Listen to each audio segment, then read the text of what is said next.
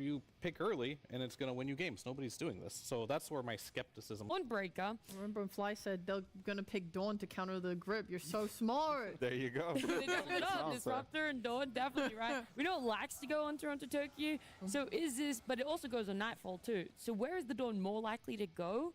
And does that mean Kiyotaka Shaker? He has played it before, right? 4 months ago was the most recent we saw it. I actually think this was... I think NGX put themselves in a vulnerable position, and I think Aurora completely messed it up. From a drafting perspective, I think what Aurora should have done is they should have picked a mid-hero that pressures Invoker, because they're giving it to you on a silver platter. Like, hey, let's just pick whatever, Pangolier, Kunkka, something that can pressure this Invoker. The Shaker offlane is pretty strong. It's hard to pressure from what we've seen in the other games. And now they kind of gave them a free matchup, and now Ghost gets to pick his Medusa when he sees 2 cores already and 2 supports that don't do that much to Medusa, realistically. Shaker can be annoying with the stuns, but it doesn't kill you. So I think now I feel better about the Invoker. Okay. I agree with Fear that it's not been Sumail's best hero, but I think Aurora messed this up. I'm not too happy about the Dawnbreaker. It is good against Bane, so there is logic there. And I also like to see this Dark Willow. I think Mira plays a good Dark Willow, and it's a bit of a forgotten hero, but the hero's still okay. I'm just gonna remind everyone, this Dawn could still be Nightfall. We could still see Shaker off lane. Yeah. I don't know if you want to carry match. I didn't say it was good. I think that's making your draft even worse, step by step. If it was possible. I mean, they have incredibly high amounts of team fight coverage so far. There's no damage. Yeah, I mean, I think not picking a mid there was questionable. There was a lot of heroes that are good versus Invoker mid, as mentioned. They didn't pick one of those, and if I recall, like, Invoker used to be pretty good versus Shaker. I'm not sure if it still is. You know, that's why they picked it. Yeah. They're like, let's pick it. Yeah, sure. They're like, here, have it. But they just played right into it. So I'm curious on what the last pick's gonna be. Obviously, it's an instant anti-mage ban. You have Medusa. You still do have like these Ursas and stuff, which are fine. Just kidding. Ursa's a good call. You don't have. You don't still have Ursa. You don't. Still got PL. Oh, no. Oh yeah. Hey, what does Noob play? Because there's not many offlaners in the pool. It just seems like that every game. I Primal think something Beast. simple like a Centaur. Okay, Underlord fits that as well. No just more PL. A simple disabler, tanky guy. Oh, I think this makes Aurora's draft look so bad because you get a pipe, and what the hell damage is Aurora doing? Sven. Sven. Sven. Atrophy Aura. It's it. That's it. We've covered everything. What is a win condition here for Nightfall? He needs to pick a hero that can deal with Duza in some way, right? Else she has 2 free of a game. Are you able to I think it has to be play out Sven. again? Because I don't think you counter Medusa in like a mana burn sense. Oh, that is so hard. Fear is left speechless. Genuinely And by speechless. Diffusal on Faceless Void. Yeah. Is it worth it? I don't know. You're going Helm Dom Diffusal? That'd be one hell of a build. Seems a little slow farm. I mean, it scales. It's going to outscale Medusa at some point. That's true. The damage for Chrono's not great. No. I'm NGX on this one. Unfortunately, I'm not vibing with this Aurora draft. The pivot they took with this Dawnbreaker, a hero we already weren't too happy with, kind of like ruined it for me. But I think this Faceless Void does give you some cool stuff. But you're playing versus Roots. You're playing against a lot of disables as well. It's not going to be a free Void game, but the hero has looked good with the Helm Dom build. We'll see what we can do with it, but I definitely like this NGX draft much better. Yeah, same for me. I prefer NGX. I think they have better timings. Their lineup makes sense. I think Aurora does have a chance because Shaker and Faceless Void can scale like crazy into the late game. Yeah. So if they manage to survive the timing of NGX, I can see them win this. But I think if NGX plays a fairly clean game, I'm not going to say fully clean, I think they'll be okay and they'll be able to take this one. So you like more contingencies right now on the side of Enigma Galaxy compared to last game, and they won that as well. For sure, yeah. Okay. All right, and Ray yourself. When I look at NGX, You're deciding, I'm deciding who's eliminated and who's going to TR. Whoa, relax. Don't phrase it like That's that. your power. I look at NGX, okay, I see a Medusa and Underlord. These guys don't do anything. They don't do shit, to be honest with you. So that puts so much pressure on the other three to get us through this game to a point where Medusa can carry. Meanwhile, Aurora, you know, they got heroes that can win their lanes. They got a lot of ways to make plays early. They got so much they can do. I think the biggest obstacle they run into is like a damage block if Underlord can get a bunch of auras. But before that, they got the juice. They got the juice. Okay. Really don't. They have They so don't know much what it juice. So much. I like it though, all right? My Overflowing. analysts right now, they're giving a lot of opinions about which team is going to come out on top, who has the better draft, but it all comes down to execution. It's how they handle the pressure in this elimination. Game 3 with Lyrical and Trent. Thank you so much, Nat. Need to get auras. That sounds like a good plan. Yeah. And then you can continue to do nothing. I love doing that. It sounded like a battle of which draft do we hate less. That's what I heard from that panel. I mean, a little bit. I do think there's some interesting dynamics going on in this one, and specifically the things that the panel was talking about of late game, maybe that Chronosphere can scale. We know we're going late game. Yeah, come on. It Come hasn't with even us. started. Let's go. Why don't we go to another late game? Why don't I go to 60 minutes? Strap on in. It'll be a fine old time. I think that it has been one of the more interesting, like, early stages here on the road to TI, where almost all of the games have followed a similar pattern. And if this is any indication, we're going to keep on seeing that. But is the Invoker going to be able to make the space needed? 30 seconds to battle. Yeah, it's all good questions, to be honest. I see a lot of the reasons why they don't like the Aurora lineup, but I also see the chance to snowball is there. You know, if you start connecting on kills, I think we've all been in that game before, where you just feel like a god on Disruptor because your team's ahead, so you're just running around the map, glimpsing people, and then Dawnbreaker just comes in and chunks somebody. You get a little Fissure into some Bedlam. Like, they have a lot of early game damage. Now, there are a couple of walls, I agree. This Medusa, this Underlord. But I worry that there could be a run-over potential here. Definitely a possibility and something we're going to have to watch out for. The other thing that's kind of interesting is that, like, if you do gate into a fight as Noob, there might be some potential just to glimpse him away. And that is, like, it's a weird one to think about, but it might be one of the most high-impact glimpses that you could get, is just to glimpse away the Underlord, because then there's no auras there. Yeah, and he's to, like, come back again. Like, I'll be there.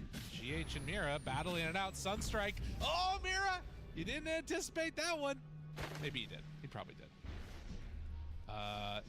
Okay, no need for a lane. We're just, we're doing it. Nice, that. Oh, he's so good! No, he's dead. Well, that's a bonus kill, so 345 plus the cost of the branch. It's a little expensive. True. That's a big play by Mira there. That's what you want to see. Okay, so not a huge problem, but does mean that Mira's actually probably going to get towards boots really quickly. What's coming out on the courier for her? It's the full boots, yeah.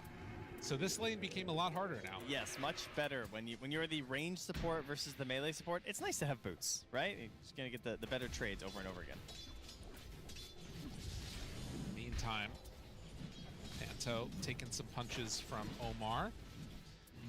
And Ghost already. Keep in mind, that's 250 HP, folks. So I know the bar looks full, but when the mana's gone, it's a bad time. I mean, that's not good. Their lanes are in a little bit of an awkward spot. At the very least, there's going to be 3 creeps coming underneath for them. But GH is going to have to really do some babysitting here. In the mid lane, Kiyotaka 7-4 versus the 6-3. So Sumail still having an okay time, but is going to be getting those range creeps denied out by Kiyotaka. Isn't it crazy that you can win a TI with a guy and he'll still kind of flame your Invoker on the panel? Oh, yeah. That's rough. I mean, it's just the way of it. There's just no loyalty. Punches. Ghost needs to back out. Mira there, too.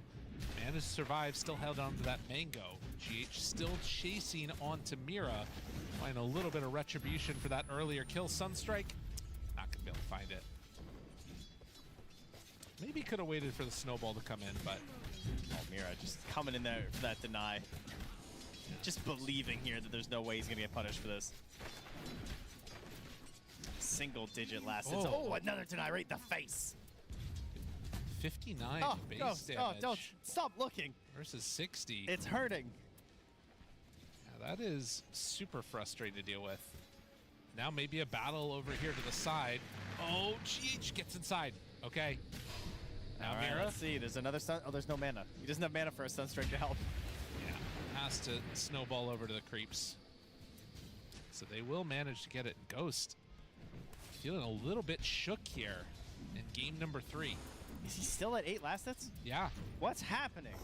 nothing good. It's been like a minute. I know. On this creep wave is meeting underneath the tower here too, so he's not getting any of those either.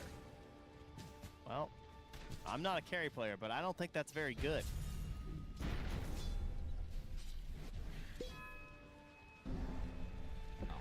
Medusa, at the end of the day, probably not going to be providing a ton of like early rotations anyways, but definitely doesn't feel great when that's what's going down.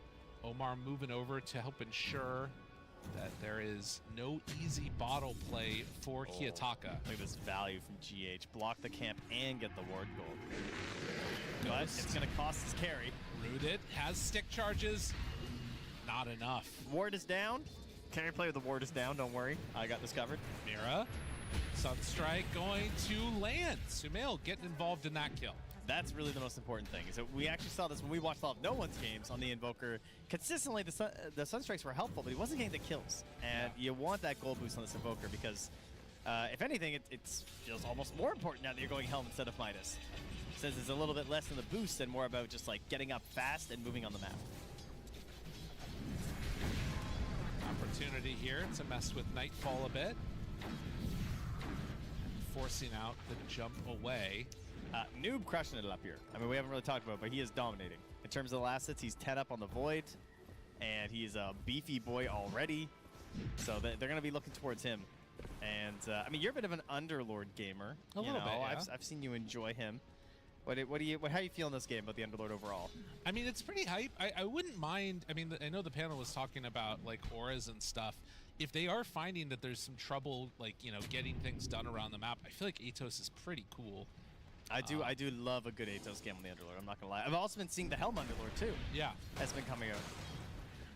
I think I like the Atos even more when you're playing against the Faceless Void too, because you know he's going Helm. And he's trying to time it too as well. Like when he wants to do his backtrack, you can really mess him up. But we'll see. Yep. Particularly with Sunstrike in hand, maybe that could be their answer to try and make stuff happen around the map. And of course, Omar going to be the one on this Bane to set things up. For my money, this has been a series a lot about Bane so far. Supports in general, really, yeah. I've been doing extremely well today. GH shards him down to the low grounds. And that means 6-minute rune. They glimpse back Omar. Not able to make any nightmares plays happen, but just goes for the brain sap and the walk away. Yeah, the cold snap saving him from the combos. Oh, they're going in. Okay. Snowball through, Nightmare onto 1. The decision is maybe go for a kill here onto Panto. Now they go back in, another Bramble use, but Sumail gets the last touch onto the Disruptor. Can't quite find the connection with the shards there, but this is almost Helm done at 6.5 minutes.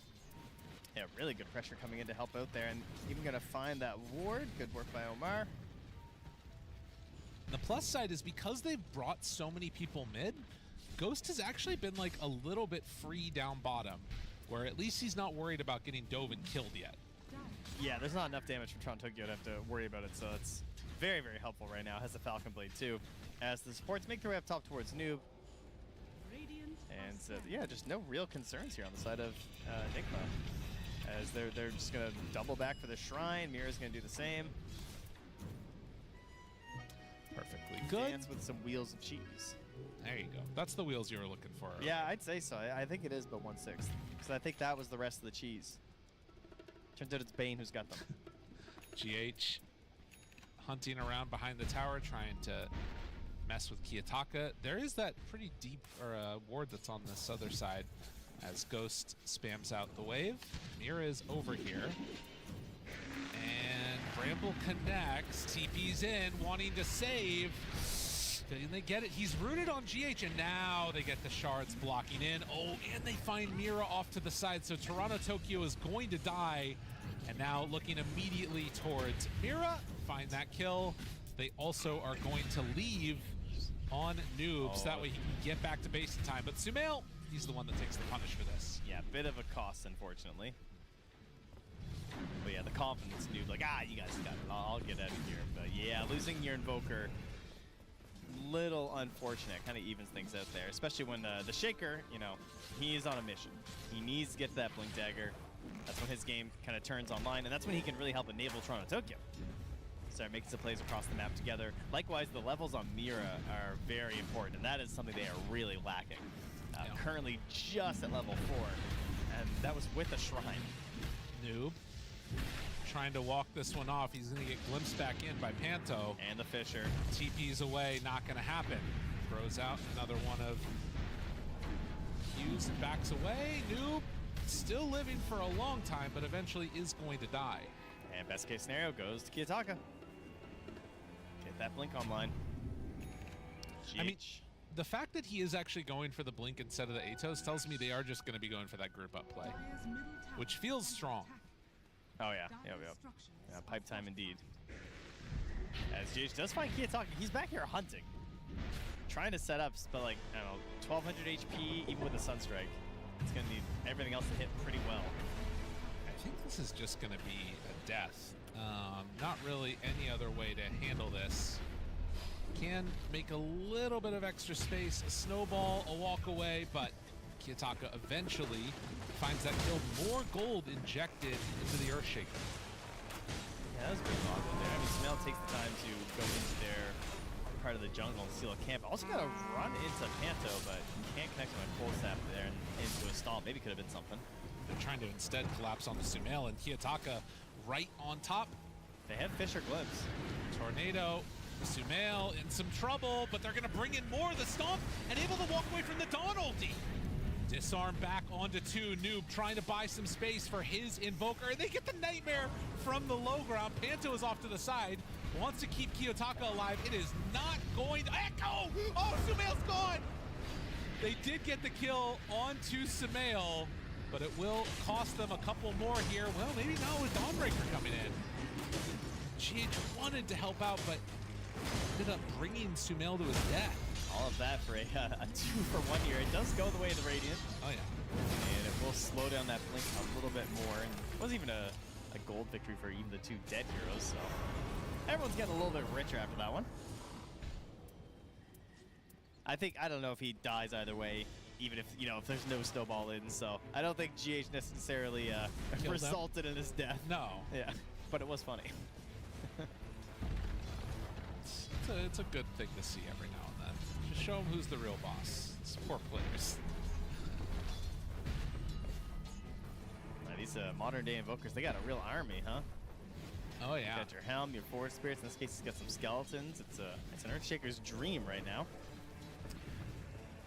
No Underlord ulti for another 30. GH keeps on walking around this area and might get glimpsed back again by the Disruptor. He spotted a creep getting blown up by the Shaker. But Omar level 6. Yeah, both supports on the Radiant with their ultis. Meanwhile, Panto close to 6, Mira just into level 5, and the push begins again. These Helm Invokers, tower just melting. Sumail gets the last hit, and Kiyotaka, with these last 2 creeps, is going to get the Blink Dagger done. Also moving in and taking out that ward. Omar counting to 4, gonna glimpse him back, or no? Nope, they don't like it. Too dangerous to the Invoker nearby. Yeah, understandable. Sumail ends up denying his own creep. A few more denies in their face. All right, so the thing about smoking up here with the Blink Dagger, again, there is no Bedlam for Mira, but there is a Static Storm. Omar does only have 2 points up in the Nightmare. Oh, we're not smoking, Gabe. Oh, yeah. There's the big echo. Big bang, bang, bang. Although on the other side, Nightfall, he's going to get punished. The Croaker, where's the sun? The silence, he doesn't end up getting it off. Omar now brain sap to try and stay alive. He's able to walk it off for a moment, but only a moment. And now Toronto Tokyo going to back away. A few more hits. He's disarmed, but still alive. Just barely surviving there. Wait. Sunstrike not going to connect. No, not quite. I don't know. Did he miss the tendrils of the deep? What happened there? I don't know, yeah. Maybe it was still on cooldown from an earlier fight? Or trying to pressure? It must have been. Surely. Regardless, it does result in the Nightfall kill. Ghost picking that one up. So a good injection of gold for this Medusa. It's her a slight lead over the top of the Faceless Void, who is going Maelstrom after Helm. So no looking towards the defusal, at least yet. Yeah, I'm okay with that. I think Helm Diffusal sounds a little wild to start. Got to get some farm going here. 2 farming items, really, I suppose. Yeah. And no other surprises either in terms of our itemization. We're gonna have that early Aghanim Scepter from the Dawnbreaker. We're on Kaya after the blink on the Shaker. It's pretty much all exactly what we would want to hope for here, I think, if you're fans of the teams. Stackstorm's back up at 9 as they're getting close here. I mean, this is the other thing that's really nice about this for Invoker is like just sending out the creeps to farm for him so he doesn't have to show on wave. Although now, Nightfall, maybe getting an inkling that this is happening, is going to jump away. I mean, they have no detection though. Oh, and they're going for the Wisdom too. GH is going to get it. So that will be double Wisdom Shrine for Nigma. And just about to complete that pipe. Yeah, I don't think they're going to get anything here either. Like, GH is going to escape down. They might spot where Ghost is, but I mean, there's still a tier 1 tower, and they're just on the wave, so yeah. Things going into the favor right now of Nigma Galaxy. They're working on an Aghanim Scepter soon for the Dawnbreaker, and as they take down this tier 1 tower down bottom, Aurora maybe in a slightly better position in terms of being comfortable fighting is kind of mitigated now by that pipe being done. This is Nigma's time to shine though, right? It's nighttime. So this is where the Bane wants to start roaming around and setting up these nightmare plays into the Underlord with the Fiend's Gate. Like that's the plan. Plus Sunstrike, like they have a lot of good global potential, and you use your superior night vision to just run around and make plays.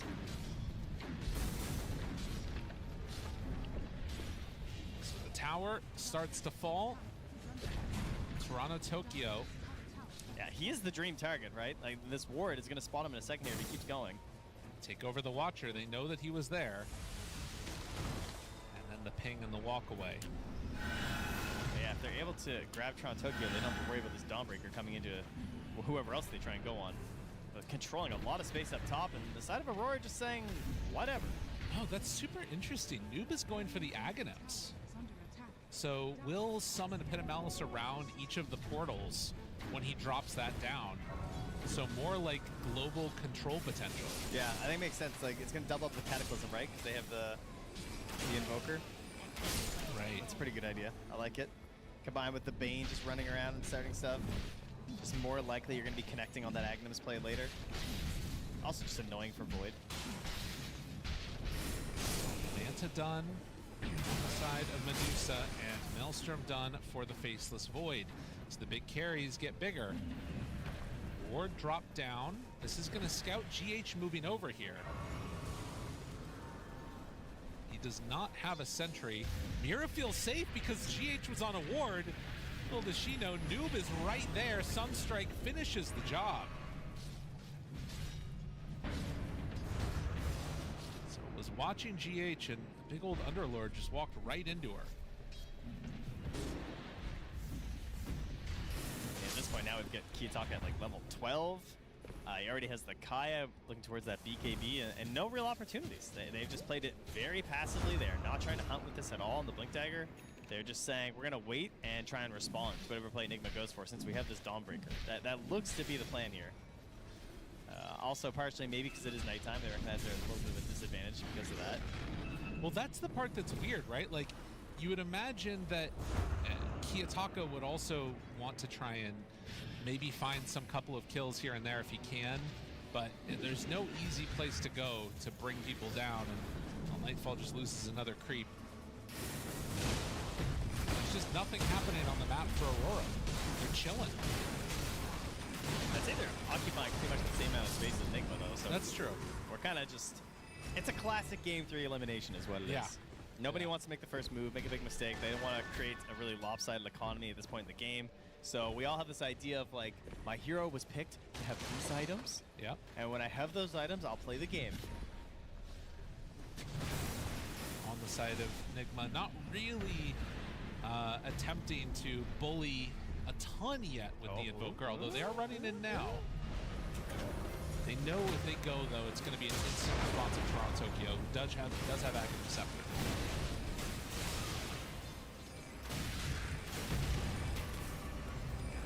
Taka standing strong in the mid lane. Noob. Second component of the active Scepter done now.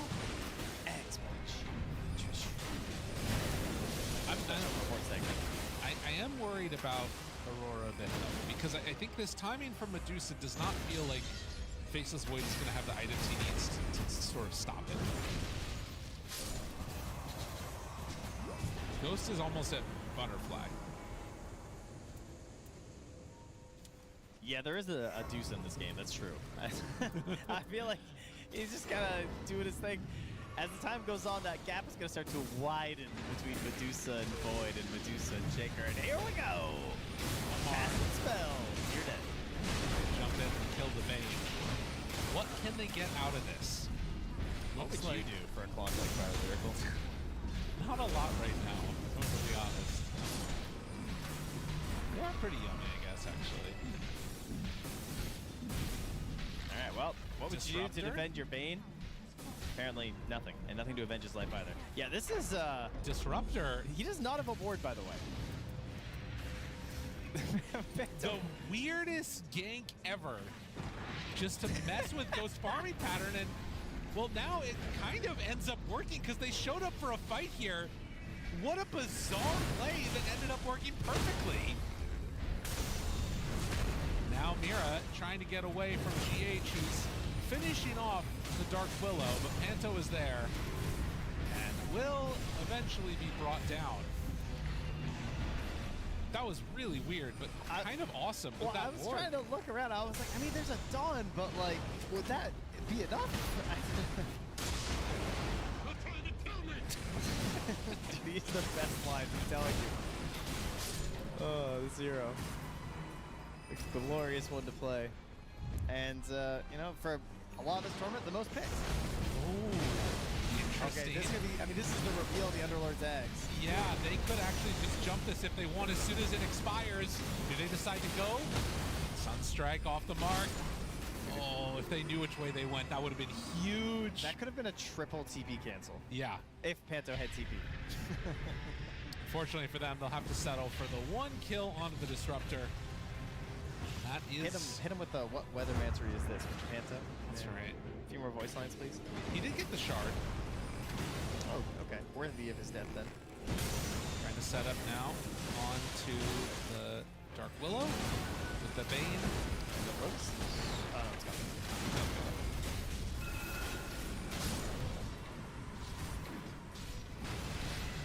Ghost will pick up Nigmas. So up to 17 in a bit as he moves on. I mean, that's the thing that's weird, right? Like, that play by the Disruptor stops the Medusa from getting, like, into the fight. But likewise, she is still farming, and that is a Butterfly done now at 21 minutes. And in terms of damage that they're throwing into it, like, I don't think they have enough damage to kill her. We'll see how it goes, though, and how Nick will want to play it, because maybe they get pulled apart and suddenly everybody else is dead besides Medusa. That is the way that we've seen most teams deal with Medusa this tournament. Every time I'm watching a Medusa game, it's just people running around the Medusa, ignoring her completely. It's just not worth it most of the time. Yeah. Like, it is just the fact of it. Of course, those have been a lot of off-lane uses, too, so a little hard to ignore if you've got a lot more damage. Let's see there. Still some win rates. All right. And the group up will commence. Here's the smoke. They see Mira. It's the only person they're aware of right now. A slow, steady beatdown of the buildings. They're going to try and wrap around. They do spot Kiyotaka here. And hello, how are you? Kiyotaka now gripped. The Dawnbreaker ultimate comes in, looking for a punch. There it is. Pretty huge Echo Slam, but not enough damage yet. Kiyotaka right-clicked to death. They also catch Mira off to the side.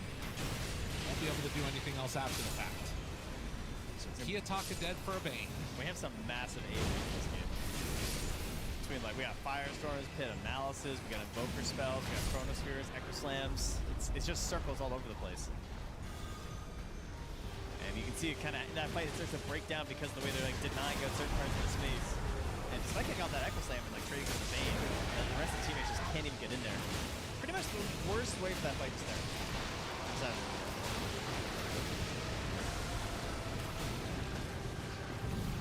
Thankful working his way towards the BKB.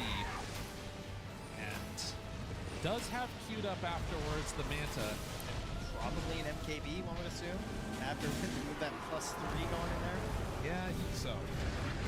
Jumps in, good tornado. In the midst of it, jumping, nightmare to dodge, and then back out. Holy.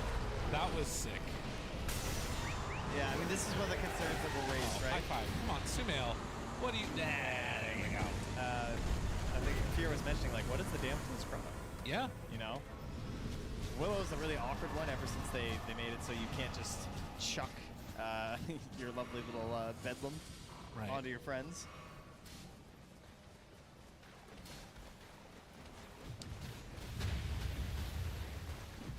BKB nearly done for Nightfall, so by the time he has another chrono, that'll be up. But like I would think Nigma are going to go Roche pretty soon. Knowing there's no chrono, seems like a pretty good opportunity to me. They can maybe smoke him first. Omar starting it up. And Dire don't have any... I mean, they have some vision, looks like, but for the most part, don't really know what's going on.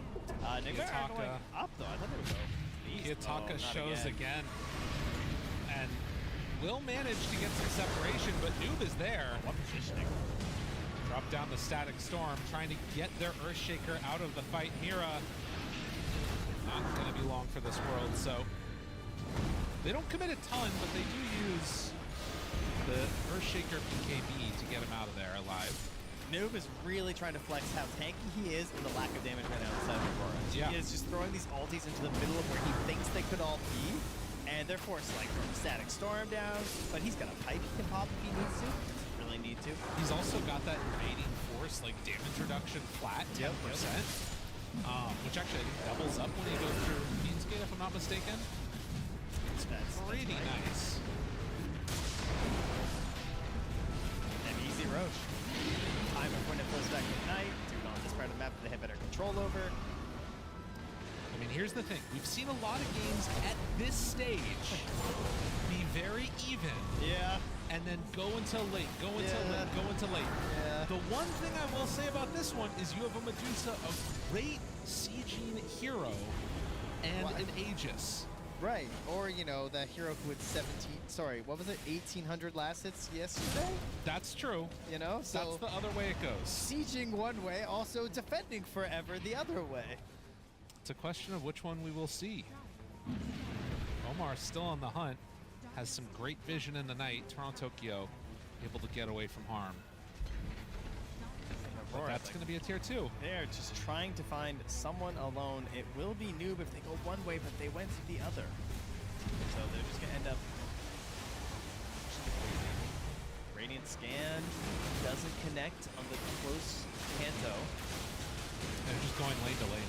They're just dropping deep wards here from Mira. Yeah, they feel like they have to find something else because they cannot walk into this formation. Look at GH zoom! Nanto brought down Sumail, the last touch on the Sunstrike. That's a great set. Is going to be a full Aghanim Scepter done for Invoker. On top of the drums, BKB Helm. Chrono is there. You've got some damage, but it really feels like they have not been able to activate Kiyotaka in this game almost at all. Damage done by the Earthshaker has been pretty middling. Even though he might still be the most of anybody on the team, Yeah, to be exactly, honest. right? That's the problem, really. I think prioritization-wise, it's probably Omar they need to get first in these fights because they're trying to set up for good Chronos, you know. Oh yeah. So trying to get rid of the Bane would be ideal. At least Tusk doesn't really have any good answers to Chrono. Oh, Panto. They get the Nightmare on one, Grip on the other. They do manage to break it, though, with the Shaker. Now Noob runs in, says, come deal with me. And they will manage to, well, start to hit the tier 3 tower. Ghost saying, you don't have what it takes to fight me right now. No, they do not have the stones. I'll tell you that much. Alacrity keeps on hitting, has Manta ready, punches it out. Tier 3 tower dead. What is the solution right now for Aurora? It's been game after game of pushing it late, trying to defend as long as possible. And right now, there is nothing they can do to stand up against this. All right, well, I mean, Omar is lurking back there, is holding a great healing Lotus, so nice and tanky, and your buildings are gone. He's going to take the wave, too. He doesn't even care. So his buildings are dead. I still want the gold. Moves on in, finds Nightfall's creep, gives away a little bit more gold, and I mean, you can hit creeps as much as you want on Aurora. Eventually, they're going to hit buildings. This will be the saddest way to resign a game to your own fate. It feels like they have made 0 moves. Yes, there hasn't been anything that... Oh, nice man to dodge there by Ghost. They're trying to stop this pressure. It's not a big gold lead, but there is no damage to deal with Medusa. They got to keep farming. They got to do something. Aegis, another minute left on it. And in that minute, how much damage will be done to these buildings? Potentially another set of racks. They find the backline. No, Nightfall. It's the new Nightfall. BKB into death as Mira in trouble. Gonna get right-clicked down. Ghost on top of Toronto Tokyo. There is no buyback on this Faceless Void. Farming for what? Absolutely eviscerated. And on the other side, it is a damn good day to be Enigma Galaxy fan, as they are well on their way to qualifying to TI if they can close this out. You're making them nervous. I am. There's no way they can throw this game. None at all. I mean, this is just a march down lanes. It's really that simple. They've got Medusa. She got farmed. And Ghost is piloting her straight down the lanes to the high ground, and Aurora have done nothing. They tried the wraparound play, and it failed miserably. They've got one more shot at it, really. At least till Mega creeps. I mean, they can't handle Megas. No, they can't at all. So they gotta go for a play. Something has to happen here. But it's like trying to beat a brick wall down with your hands. Have you tried that? Not anymore. 16 to 11, and now a Daedalus done for Ghost. Yeah, you can see the damage done. I mean, it's what you would expect. It's not even a ton done by Enigma. Courier scouting being attempted by Toronto Tokyo. They're trying everything right now to figure out what's happening. Cut waves whenever possible. Fissure block the wave. There's a catapult there, though. Does end up dying. Okay, we're smoked up on Faceless Void. Ghost standing tall, unafraid, out front. The taunts, they keep coming. Apparently they're not too concerned, but can they stop this pressure? They jump in, they go all in, they want this kill on Medusa. Do they have enough left in the tank? A great terrorize, but the Cataclysm turnaround. Oh, nice Ghost jump. is low, he's very low, but isn't enough damage? No! He's back up to full in the snowball save! Get out of here, there's nothing left for you. They drop down Toronto Tokyo. They've eaten through his entire mana pool a second time. He actually can't get ulti off. Wait, have they actually done it? He jumps away. No! Ghost manages to find the kill onto Nightfall. Ghost survives. Ghost is too big. He's your own inevitability looking at you. As 3 are gone with no buyback. Aurora, nowhere left to go. Only Ghost survives in their dreams. It was so close. GG is called for the first time. Nigma, they are going to be going to TI as an org. It's been forever for a lot of these players, but they're finally doing it. top 8 secured, and many fans just finally letting out a deep, deep breath that they've been holding in for the past 3 games. Unbelievable. You can see a lot of happiness there, appreciating what Ghost was able to do for him. As we see a little bit of happiness on this side, Panel's going to break down all the action. That's right, it's no longer they're doing it. They've done it. Top 8 at TI for Enigma Galaxy. It's a big one, considering when we look back just a couple of hours ago, Fly, where they were down 1 game. We weren't really sure what Enigma Galaxy was gonna show up and what they were gonna bring. I mean, it's so awesome to see these guys back on top, you know? Like, the strategy that they came in with, I think they had really cool ideas. They were able to execute. Remember to bring your lotuses for your snakes, you know, for your Jesus if you're ever in trouble. Gotta just awesome. pump everything into her. It was just this inevitability of a Medusa. I loved it. You guys covered just how many contingencies there were on this Enigma Galaxy lineup, what they drafted for themselves. On the side of Aurora, just a little bit tougher. We weren't too confident in it, and it did show it. Does it feel like fear? It's instilled faith back into this two-male invoker? I mean, yeah, he played really well, and I think this game, you have this lineup where you're winning 3 lanes, and on top of that, you are playing versus kind of wonky Aurora draft. Well, I am very happy that Nigma did win this game. I'm a little disappointed on how Aurora went out, because like this was not the draft that we're used to seeing from this squad. Typically, they draft much better, and yeah, it just we saw this last big Faces for it. There's absolutely 0 chrono damage. He can chrono if he wants, but yeah, a couple Lotuses and they can't even kill Medusa in that whole duration. So very good to see Enigma Galaxy looking good again. I think Noob played fantastic Underlord, but a little sad that Aurora did go out the way they did go. Showed massive props to where it is, but also, yeah, it's okay to be a little bit upset with how Aurora played in that game 3. Still a fantastic series that they put on the table for us to all enjoy. For yourself, Rhea, you're a big believer of this Enigma Galaxy lineup. I know it. I remember. You remember me going, yeah, Aurora have all the Jews? Yeah, I remember that. Okay, I batted for both. I said I defended Smells Invoker. Yeah, I said that when Underlord got auras, it was Jover because there was no damage on Aura's lineup into it, and that did end up happening. And I think when we were watching earlier parts of the game, I will say something with Aurora is I don't feel like they brought enough heroes for like some of their engagements. You know, like they split 2. I think Kiyotaka and Panto killed Sumail mid at a point, whilst at the same time Toronto, Tokyo, and Mira were trying to kill Medusa or Ghost bot. And I think one of those was successful, but the point is, why don't you just wait on the bot go, bring another hero there, and then kill her? It's so hard to kill Medusa, and because they kind of split their attention to try and greed on their kills, it meant that they didn't have enough damage to kill Ghost. They turn around, they didn't get a kill on Aurora instead, and so many of these types of engagements fell flat for them because they didn't really, I don't know, push aggression enough or just bring enough numbers. I think they just kind of messed up the crucial moments that would have allowed their draft to work. Yeah, could have had that extra time for themselves, being able to fight a little bit stronger, but really there was nothing to deal with this Medusa. I mean, Ghost, he's going to be our standout player for a reason. 5-1 and 5, just kind of constantly moving forward, taking every fight possible there.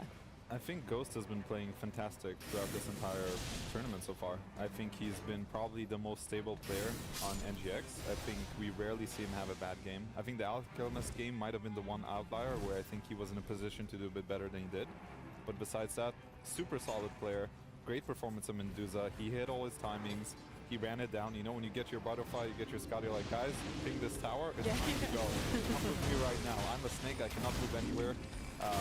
And he did that. So awesome. Yeah, I love how the team played around him. Sometimes you worry like, oh, if they're going for this full protect 1 type style, is it really going to work out there? And I feel like when your Medusa is playing like how Ghost was, yeah, you're more than willing to put full confidence into him. Yeah, absolutely. I think just this whole tournament, he's been one of the standout carry players, honestly. Oh, yeah.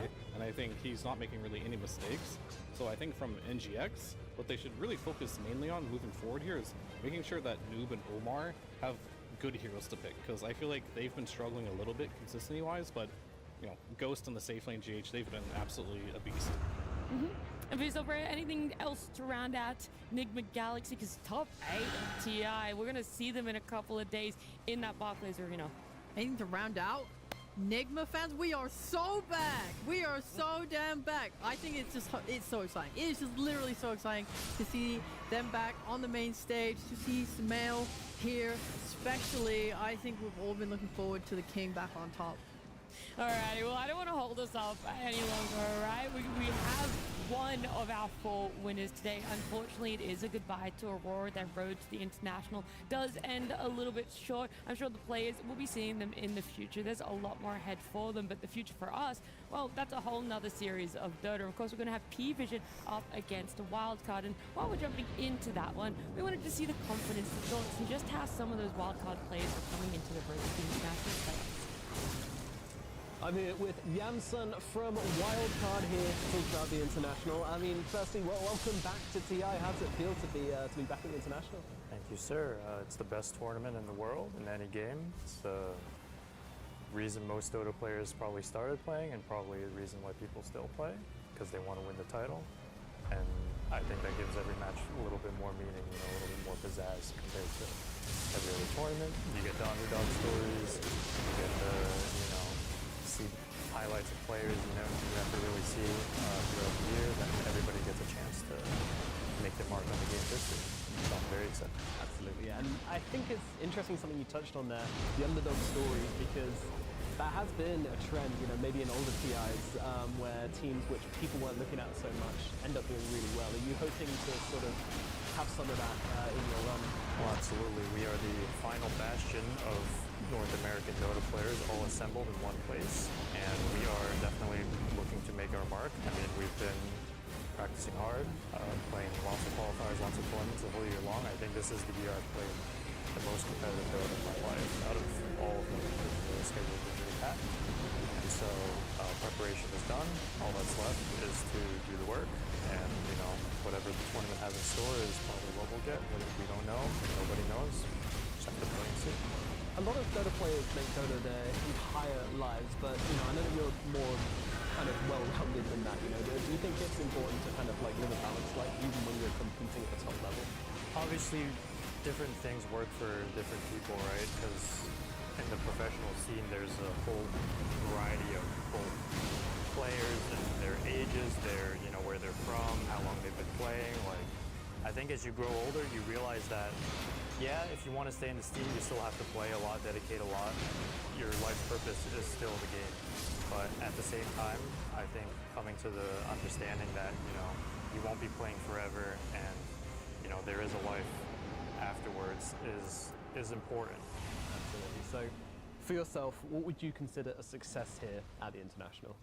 For me, I think the feeling of playing on the stage was really special, and the last International I played at, we made it to top 8, but we didn't really get to, I think, make a good showing at the end. And, it kind of all happened so quickly.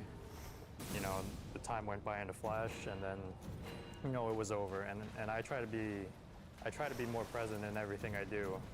And even back then, I think I had that mindset. But yeah, these things come and go very quickly, and I think it's important to, get as much out of it as you can. And so, I guess a realistic goal for me this year would be, one, to make it onto that stage again, because the competition is as fierce as ever.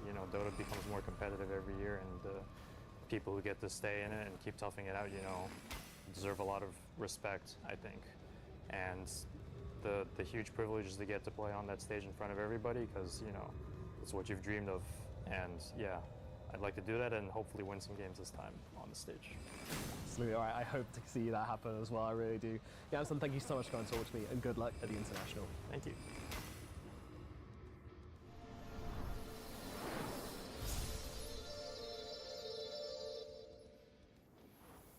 The goal, the dream of playing on that TI stage again for himself, well, it could soon be a reality, because this best of 3, that's the only thing that stands between them and playing in Barclays Arena in about 4 days. And it's not an easy battle by any means, Clyde. You've seen a lot of the NA boys in these David and Goliath battles before. You've been through one yourself. So how do you think Yamsun or Wildcard are building up into this one? I mean, this is time for America. So you got This time. is our time to shine and take down P-Vision. claiming the spot of not just David, but Goliath himself. You become the new Yes, Goliath you if become you the beat. Goliath Okay. until you meet one of the Chinese teams later on. But get there later because this is North America's time, and I'm super hyped to see wildcards, what they're going to bring to the table.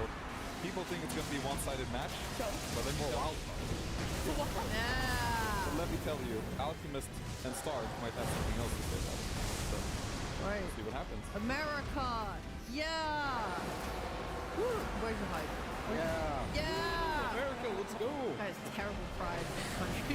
No, like fear, he has this level of copium as well as, reality that needs to be set in. Because we would love to see it. It would be so much fun. The Cinderella story, 4 wild cards. We've already seen them in an elimination area before.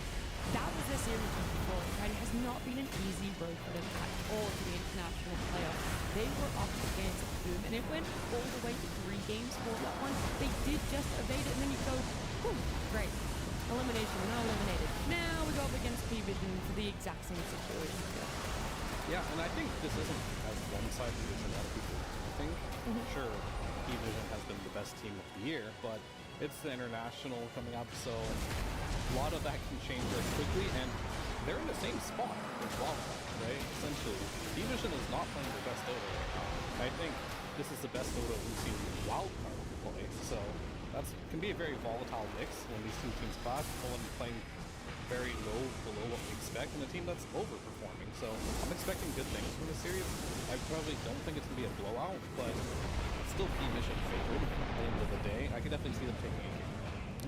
I know, Ray, you're a big wildcard fan, some of the players, but you've also been keeping somewhat of an eye on how they're playing, and would you say most of their series, despite what the scoreline shows, has been pretty close? Yeah, they've had some pretty good close matches. They've also, I think it was Nemesis, they pretty much just completely stomped. Like, the scorelines were insane. So I definitely don't think this team will be counted out like how a lot of people have seemed to do against P-Vision. I'm mostly looking forward to seeing how Youngson performs, like, as a carry.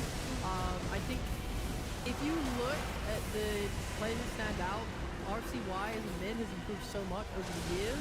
Like, he used to just go from, destroying people that were worse than him, but then losing to the more, like, high-tier NA mids. And now he's going even and even beating them, right? And this guy will carry and do a lot in every match. But Yamson, I feel like when they really shine as a team is when he's able to do well. If they're able to put some focus on him in the drop and give him a good game, set him up, like, I think that's going to be the key for it. I did say the NA DPC probably like 2.5 years ago that if there was any talent coming out from NA, it was from RCY. I think he was the only player that wasn't just recycled over and over again within the team. He is incredibly good. He just needs a little bit of time to mature because he has the hero pool and he just has like this aura about him when he plays. He can just completely outplay. Sure, it was NA DPC, but you gotta start somewhere. No, of course, it's the stepping stone. 1 minute you're playing NA DPC, the next thing you're top 8 at TI, right? That's what could potentially be for them.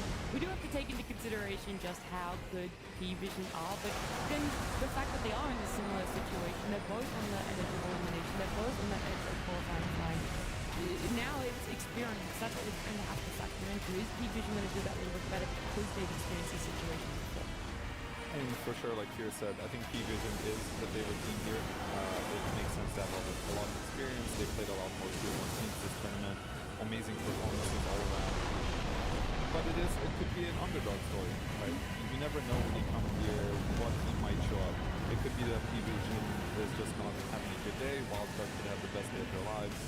Maybe there's something new that's going to come out. Maybe Wildcard is going to bring back the Venomancer that they've had insane success with. We don't really know what these guys are cooking. We know Stini has been cooking. Is he overdoing it? Is he adding too much salt? We don't know.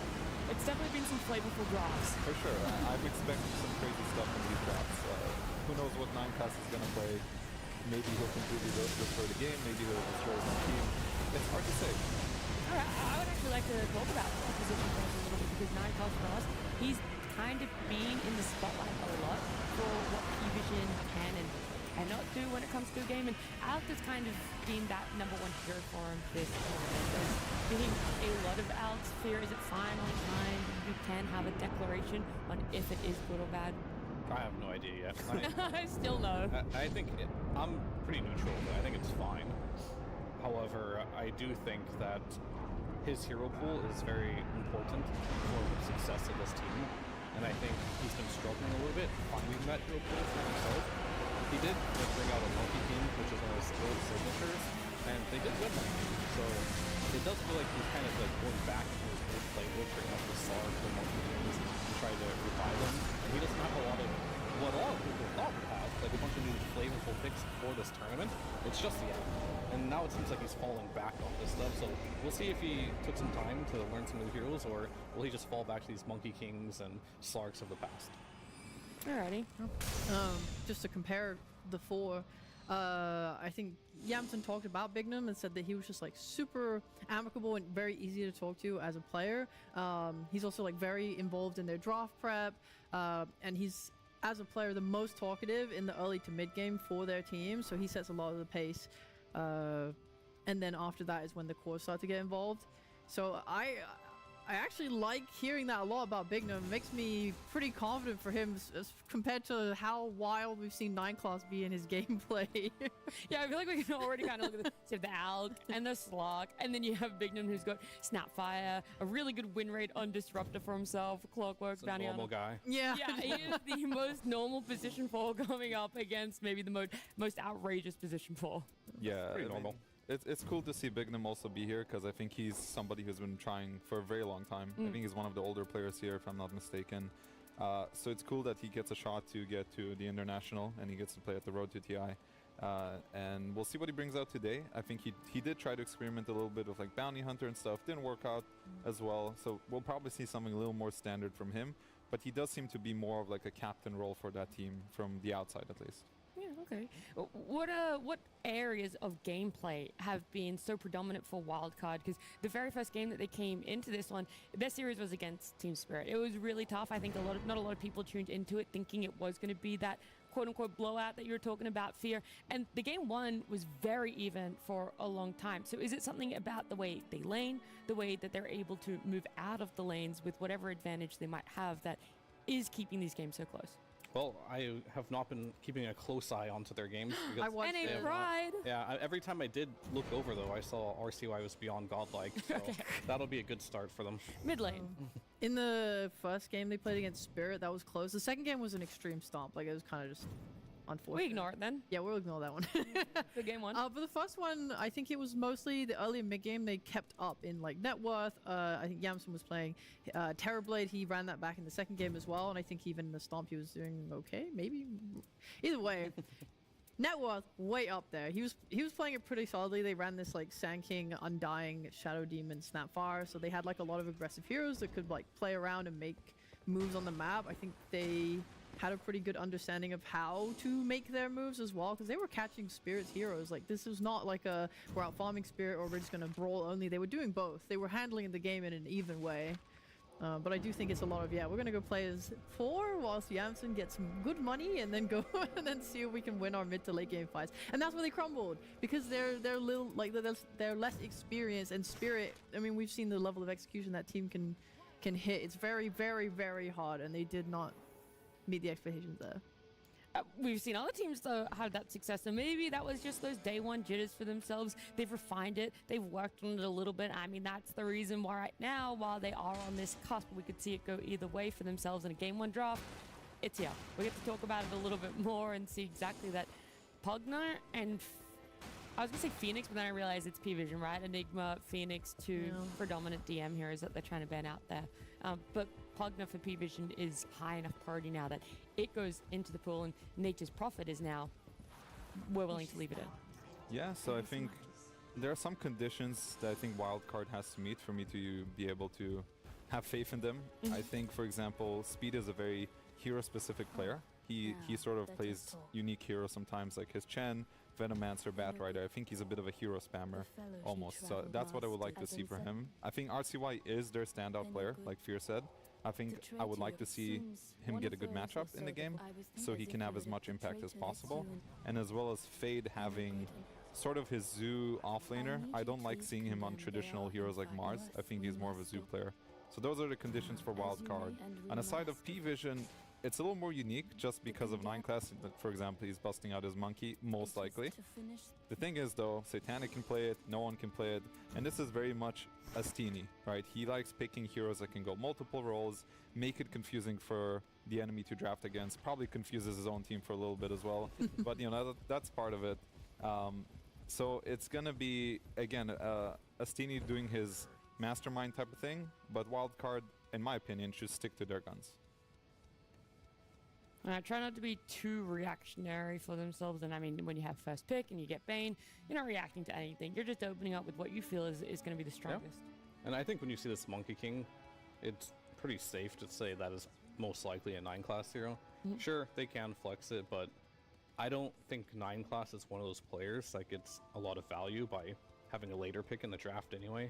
Kind of just plays these cheesy heroes and finds a way to make them work. So it's better just kind of like slap them in at the beginning of the draft.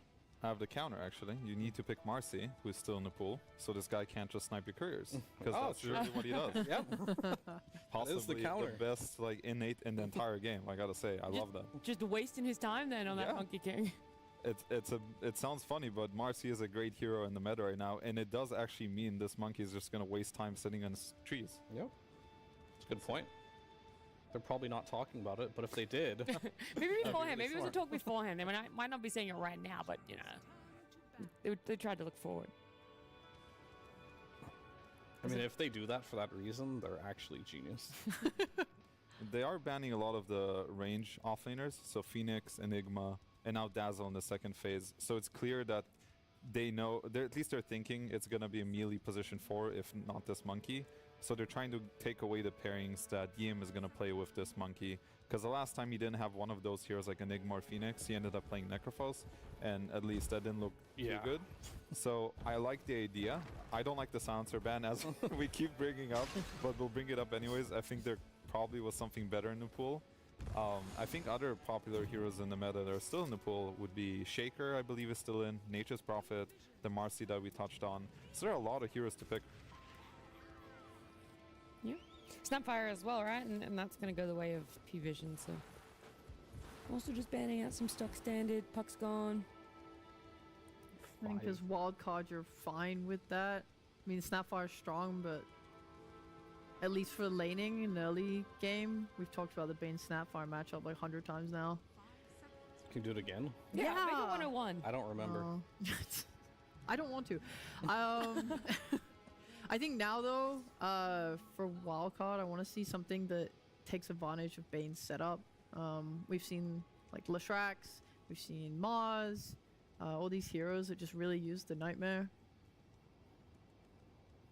I mean, the Queen of Pain is nice because they play it both as carry and mid. So it gives them a little flexibility. It's also a good matchup in case Monkey ended up being a core, which is probably not. And I was going to mention this. I think Batrider was one of Speed's heroes, which is good in theory against the Monkey King because you can kind of chase him down. You're a very strong support matchup against Monkey. You can go anywhere he goes and you're going to be stronger. So I like it. I think they need to kind of make up for the fact that they have these 3 range heroes now. They need some heroes that go in, some initiators, which is a little tricky because I do think Fade's hero pool doesn't lend too well into this. Maybe if he has an excuse to pick Night Stalker, I could see them really take over.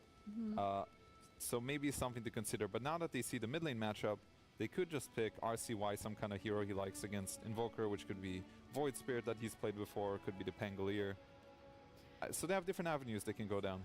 I want to flag this real quick, though. For Wildcard, they are picking heroes that are so bad into these multi-units. Like, Satanic plays Brood, Satanic plays Meepo. Right now, like, either of those heroes, I think would just run over what Wildcard have. So I wanted them to be, like, either ban cautious or pick cautious with what comes next for them. Pick an Underlord. Especially since P-Vision have lost overall pick. I mean, Fade does play Underlord, I believe. I think that's usually the solution a lot of teams come to when you are very susceptible to illusion-based heroes. Okay, Undying offlane, I think. Most likely for DM. Undying monkey lane, okay. You say that hesitantly. Well, I mean, I'm gonna say that whenever I see 9 class in the game, like, Okay. they don't ever try to win their lane, right? Like, if I'm looking at like a Falcons with like Crit and Amar, like they're trying to win the lane. Whenever I see this one, it's like, get DM out of the lane, and then 9 class is just gonna be annoying everywhere else on the map. So their lane combinations truly don't matter too much. I think Undying is a solid hero to leave 1v2 in a lot of cases. Now Wildcard has the option of putting Queen as a carry, because I think it's an okay matchup against Undying. Only thing is you might run into some health regen issues, which is usually the Undying. What he does is he makes the carry have to buy a lot of regen. So there's a different ways that Wildcard can deal with this. I think P-Vision has an overall strong idea of how they want to play. It seems like it's kind of developing as the tournament progresses. They want to buy these Dominators. They want to be annoying on the map, not this traditional 5v5 like Mars Arena type of gameplay. It's more like, let's control creep waves, let's send our units everywhere. 9 class is going to cause chaos. Satanic's going to get a good, you know, carry matchup or hero in the game. So they're a lot about this chaotic gameplay, and their lineup lends into that very well. A little surprised by this Abaddon pick. It's not gonna be trying to piece where their heroes are going right now. I was gonna say, is it a surprise, like, as in it That's doesn't scams. add a lot, or like who's gonna be playing? Yeah, but is Abaddon good versus Undying? That doesn't seem like a good matchup. I think it helps their lineup. I don't think it's necessarily good against Abaddon, or against Undying, excuse me. No. But I think they needed some kind of frontline hero, and it's also a hero that Yamsen's been, I think, pretty good on. So I can see how it helps complete their draft as opposed to just picking another matchup, because they've mostly been trying to match the enemy in terms of matchups, but now they're like, okay, let's make sure our lineup is rounded. So I don't mind it so much. And we do see a Night Stalker ban, which I think was good because that is one of Fate's best heroes. Yeah, I'm still a little worried though when it comes to like that Meeple problem that may end up happening in Or this game. Brood. Either Yeah, looks Meepo. great. Yeah, because like this Abaddon doesn't really solve that issue. Yeah. These are very single target heroes. So hopefully they ban Meeple. I don't know if the Brood matters at all, but Meeple does look like kind of a big issue. Meepo's great, especially because the Radiance doesn't really matter, because at level 20 Meepo gets a True Strike talent when a hero is netted, so it just doesn't have any impact anymore. And you can see too, like they ban some illusion-based heroes already. Yeah. The Terrorblade, they realize the weakness, and I think they'll probably try and cover again. If this is a mid Queen of Pain who supports and a Abaddon carry, maybe you do want to go for that Underlord route potentially. But then potentially you just put Monkey carry, right? So Yeah, this is definitely a tricky pick, because you do have a lot to consider when it comes to P-Vision and Satanic's aspect. Some anti-summons / illusions, clones, whatever you want to call them. Not too many, like that was mentioned, Underlord, but then they can even put Monkey Carry, which completely destroys Underlord. yeah, they'll look like Rubik or something for 9 class. Right. Well, Oh, but who's going where? Does Say it with offlane a little marching? bit more joy, you know? Oh, gosh. Hey, guys, the courier. Got the courier, yeah, they The thought couriers are about They it. be thought about fine. it. you guys Wow. are so smart. 5 big chests. Geniuses, really. I mean, it probably will have big impact in this game. Sure. Like, your couriers, of course, he's still going to hunt for them, but with a little bit of micro and the fact that they're flying, it makes it a lot easier to not lose your couriers. And if you do lose your couriers, well, that's on you. That's a skill issue. It's definitely a skill issue. I can see the Meepo. Definitely can see it. I think it lends really well into the other heroes as well. It's additional setup for Invoker, for Snapfire. Undying doesn't have any disable. Does your Roche for you. It does, yeah. And your Tormentor. Very easy with Meepo. Great hero, really. They should just lock it in. Why are they even thinking? I don't know. What could they possibly be thinking is even close to as good as Meepo, guys? Keep hyping it up. Yeah, you should run on over there and. You have tell 40 Steenie. seconds to hype Meepo. Go. Okay, I think Maximum. maybe they want Ursa. Otherwise, who cares? That's not hyping. Yeah, what? We need Meepo now. We need Meepo now, Why guys. is Meepo good? Explain every reason. Yeah. from Okay, lane so to first end. of all, they have a bunch of heroes that, and I say bunch, it's just Queen of Pain, with a mobility spell. Earthbind, very good against mobility spells. The two supports have no way to deal with multiple heroes. What's Bane gonna do? He can't Nightmare more than one Meepo. It's impossible. Barrett can't lasso more than one Meepo unless he gets axed. It's impossible. It's over, guys. We lost.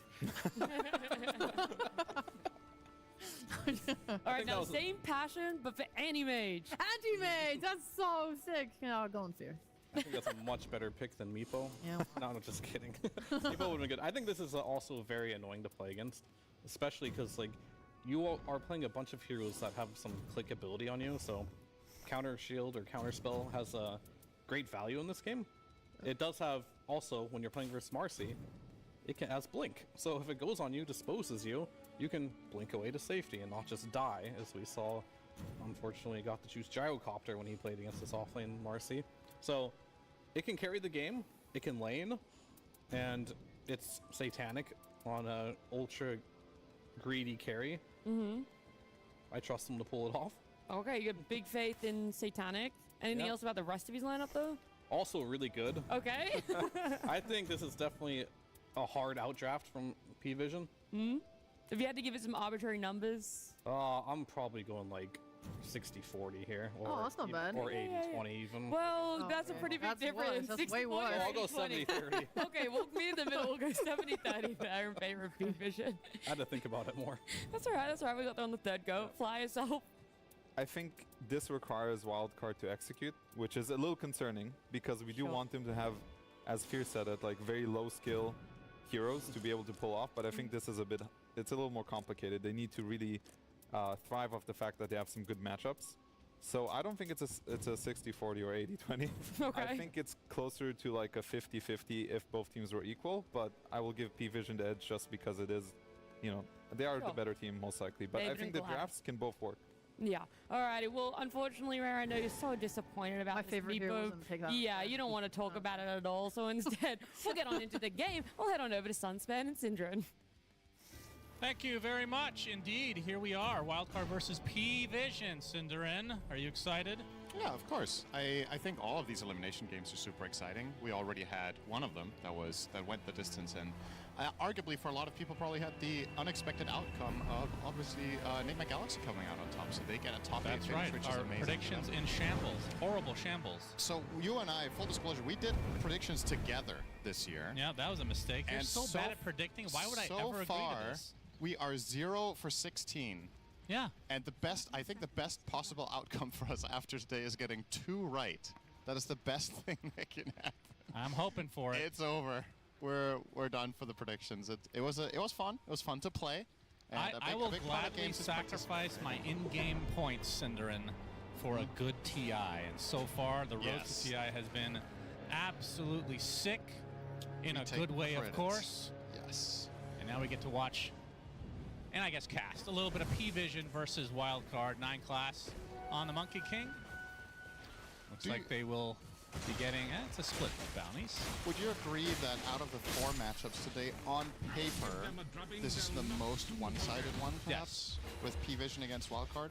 I'm a little bit unsure because one of the upcoming series has Spirit in it, and Spirit has just not looked like themselves at all the last Right. 2 days. So I don't know where to really place them right now, if they're one of those teams that can just suddenly level up and get back to form, but yeah, they have definitely not been bringing their A-game this tournament. Wildcard, however, I would argue they've brought theirs. They're an underdog going into this tournament.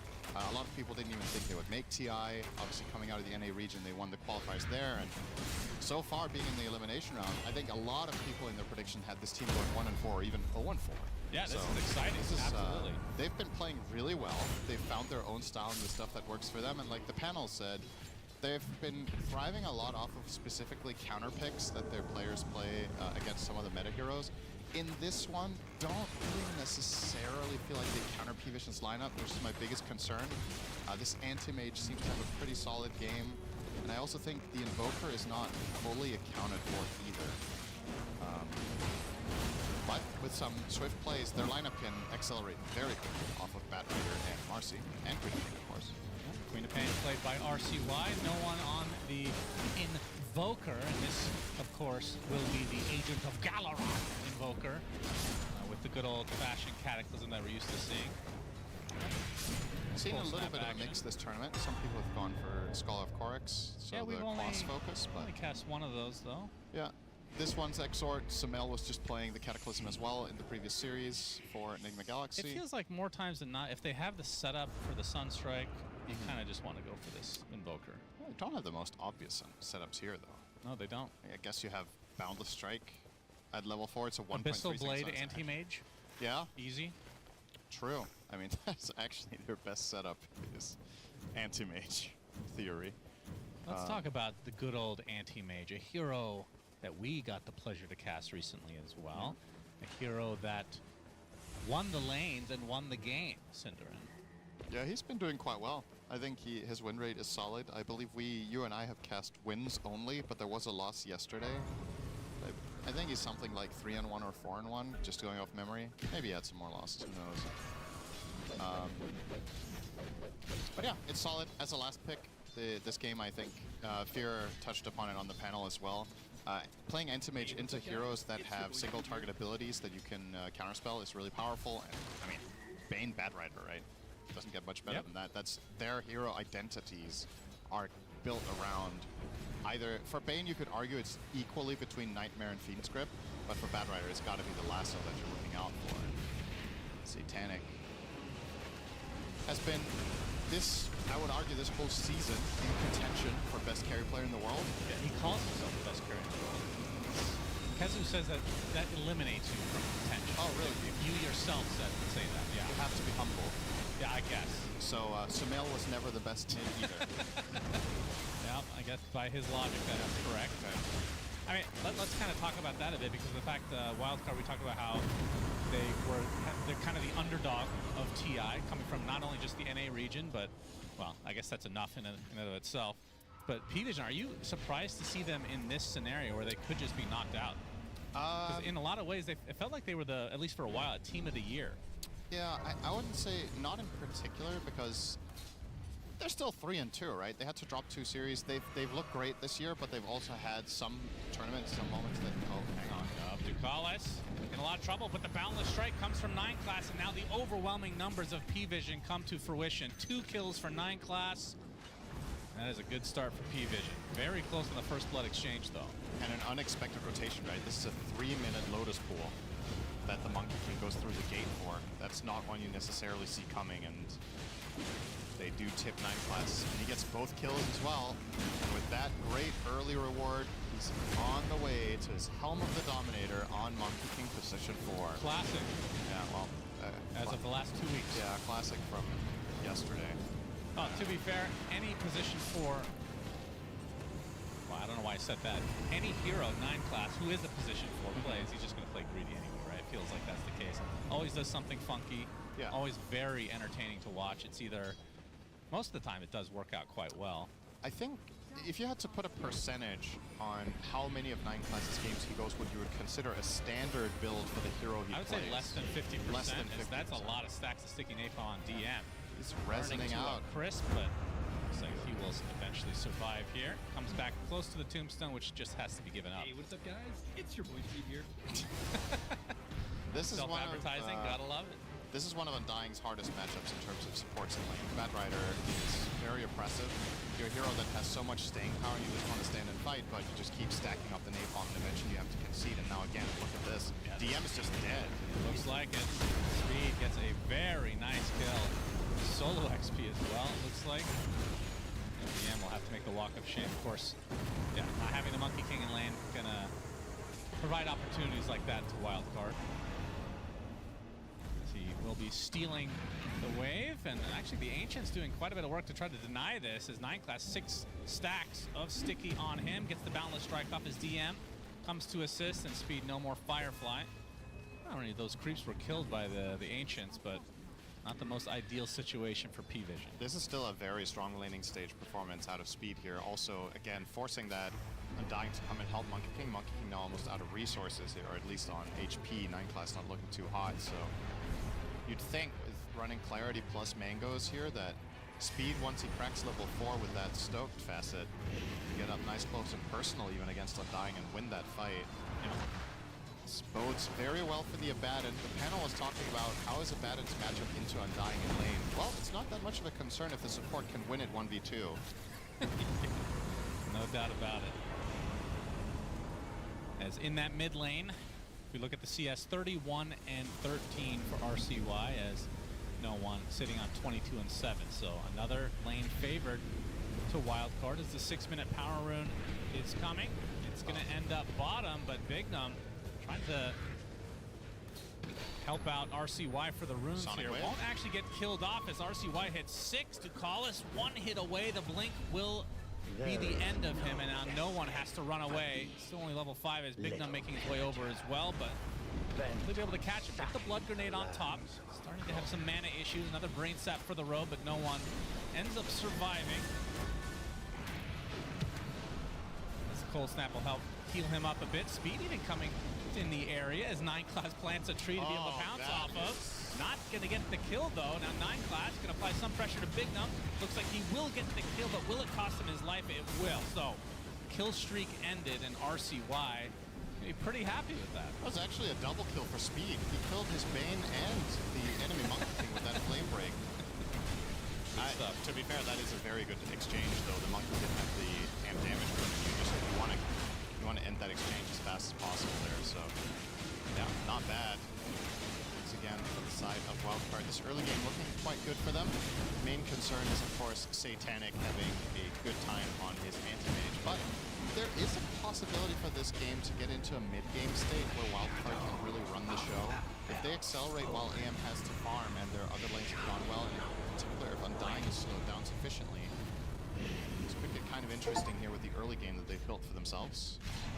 On the side of P-Vision, I think you just want to, slow things down a bit if you can. Fade completely out of mana. Pops the wand for one more rebound, but now he's in a bit of trouble. Satanic does get slept though. I just realized he's only level 4.5 to level 6 of Satanic. Yeah, that's true. Sunstrike, nice will dodge. be avoided. Satanic, knowing that the level 1 mana void would not be enough, but you can see 9class on the tree, looking for an opening. Ducalis still waiting in the wings as well. Rebound in, very aggressive play from Fade. Might pay the ultimate price. A nice boundless strike into the mana void. It's enough. Satanic. First kill to his name. He did not think MK was there, evidently. Another nice move. Every single successful play from P-Vision right now has come off of 9class. And yeah, this begs the question, how do you recover this type of... Oh, hang on. Yeah, good TP. No stuns. How does Marcy recover this game as an offlane from this position? Cold snap. Big Sonic Wave onto 2 heroes as RCY included. They're actually going to get Tornado. Now the chase is onto no one, but the reinforcements have arrived. Ducalis focusing on RCY now. It's the blink off though, as no one's still getting gone on by Fade, but looks like no kills will come from this. That Mud Golem is extremely angry. How many Dominators do you think will be in this game? I thought there would only be 2. Okay, there's 5. Okay. Abaddon bought it first item. Marcy's buying one. Anti-Mage has one. Invoker is buying one. And Undying is buying... Oh, it's 6, actually. Undying is buying one. You're kidding. They're getting 4 on P-Vision. The only hero who does not have it in Quick Buy is the the Snapfire. And why not? Yeah. Why not just go for all 5? So they're getting 4. This feels like Wildcard's overkill. getting Surely. 2. Surely is. I mean, what's your assessment based on the games that we watched? Is it as good as the pro players think? Because sometimes they're just wrong, you know? I think in this particular game it's really, really good because the side of Wildcard don't have the best ways of killing those creeps. There's no... I guess Marcy with the Fleeting Fury can be quite good at it, but aside from that, the other heroes don't really want to spend time running down these Dom creeps. And if your assessment as P-Vision about this team-to-team matchup is that you can go late game, this is like your pseudo-Midas. Yeah, this would be a really nice stack to get.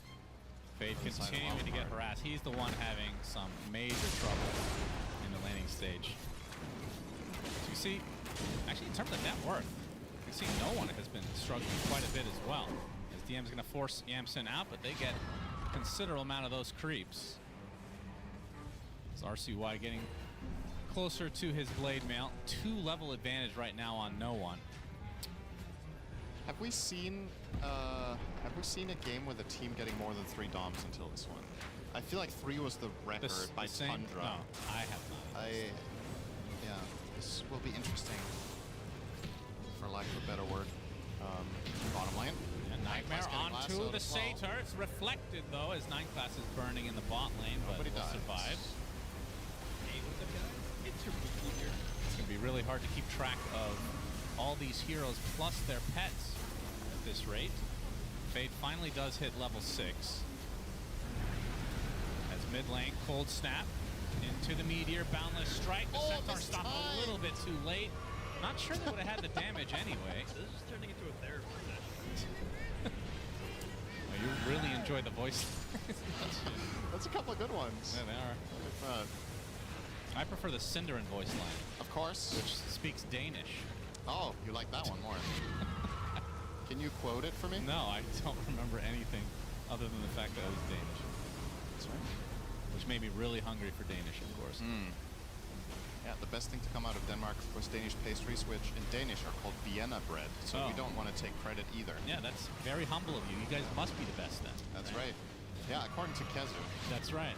Also according to Kezu, if you cannot be the best, you claim to be the best. Of course, he is in the running because he's never said I'm good. That's true. Nobody else has either though. As the mid lane Fair. taken, or the mid tier 1 taken out by Wildcard, it was just an inevitable fact of nature. About 2,000 up on the net worth. This is a solid start for them. They can keep building on it. Just getting ice on Satanic, but I mean, how do you initiate on this hero without Marcy? It's like the only stun you have that reliably connects on AM. Yeah.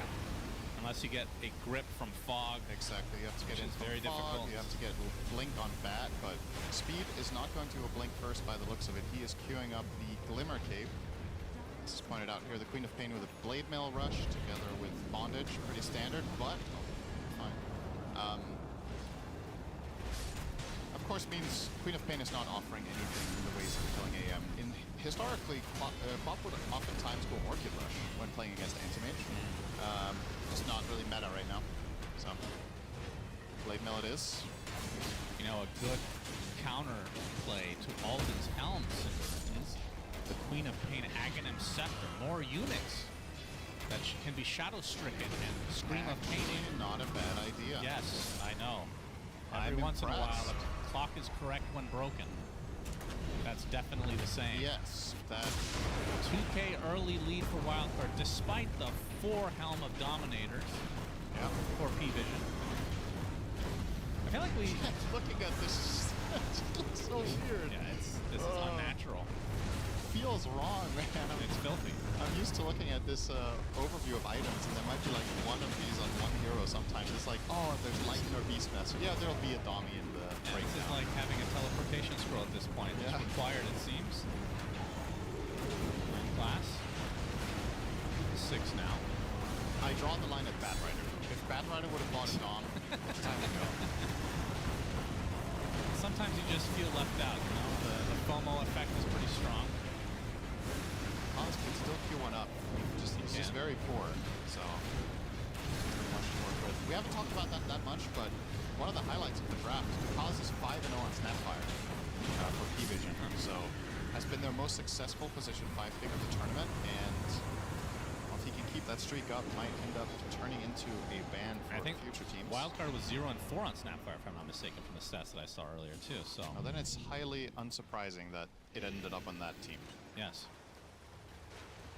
DM, if he walks a little bit to the right, might be in some trouble. Speed has the lasso. Grip is going to start it out, though, with Flame Break to follow. Yamson has made his way here as well. Lasso is expended, just in case.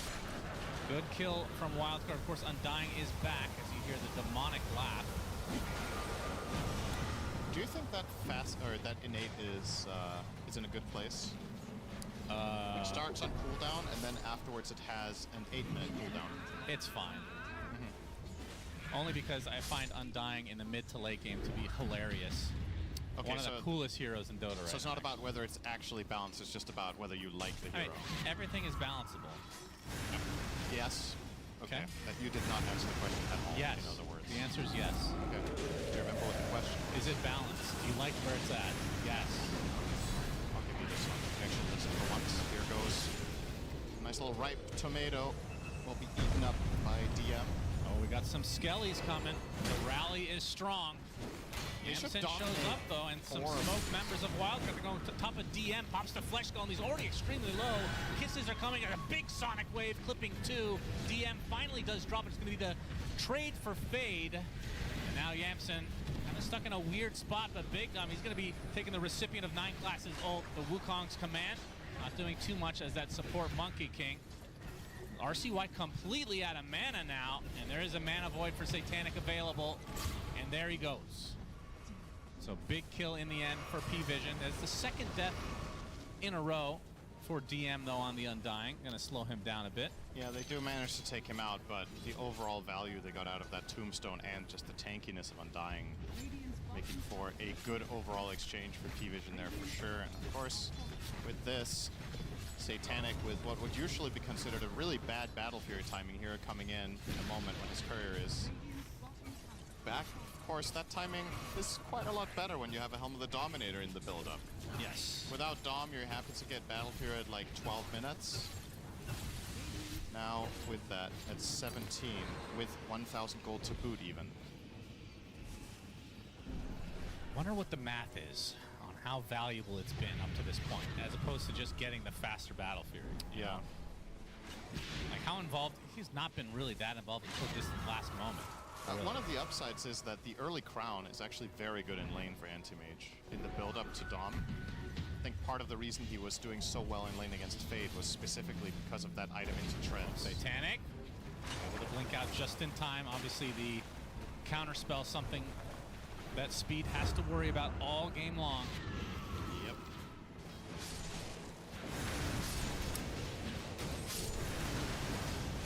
Let's see if P-Vision can set up a way of getting themselves 4 Dark Troll Summoners with their Doms and then doing a 24 skeleton rally push.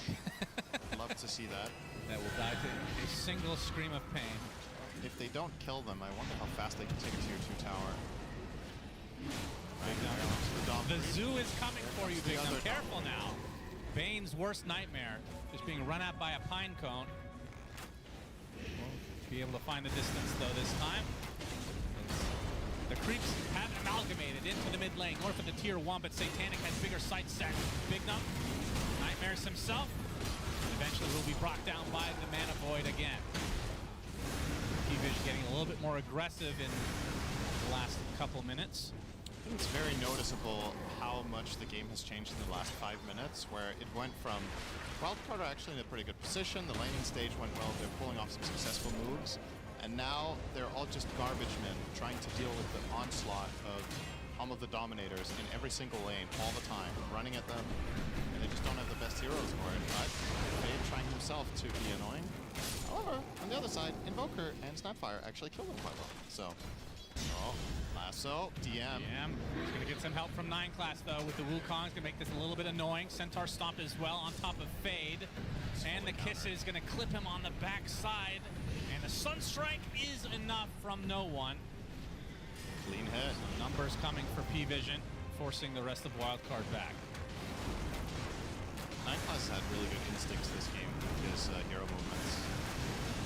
There's another good save there onto the Undying of DM. And speed, well, you're going to need a lot of speed here. Yeah, he does have Firefly, that certainly helps. Oh, he missed the Flame Break hits only 1. Gonna get clipped by Ducalis though, and that should be the end of him. mission failed. No one with another Sunstrike kill. Sure, Speed is going to make a nice YouTube video about this one. That was a little bit of an overplay. We probably post-game analysis will figure out the mistake there, which was not running away. P-Vision are very much so stabilized in this game. Now the 2K up, writing on the wall here is this is a godlike Anti-Mage game. Down the stretch, nobody really deals with him very well except Marcy. Even Big Numb will get killed off. One again, my goodness. The Tormentors, it's Shard for Ducalis.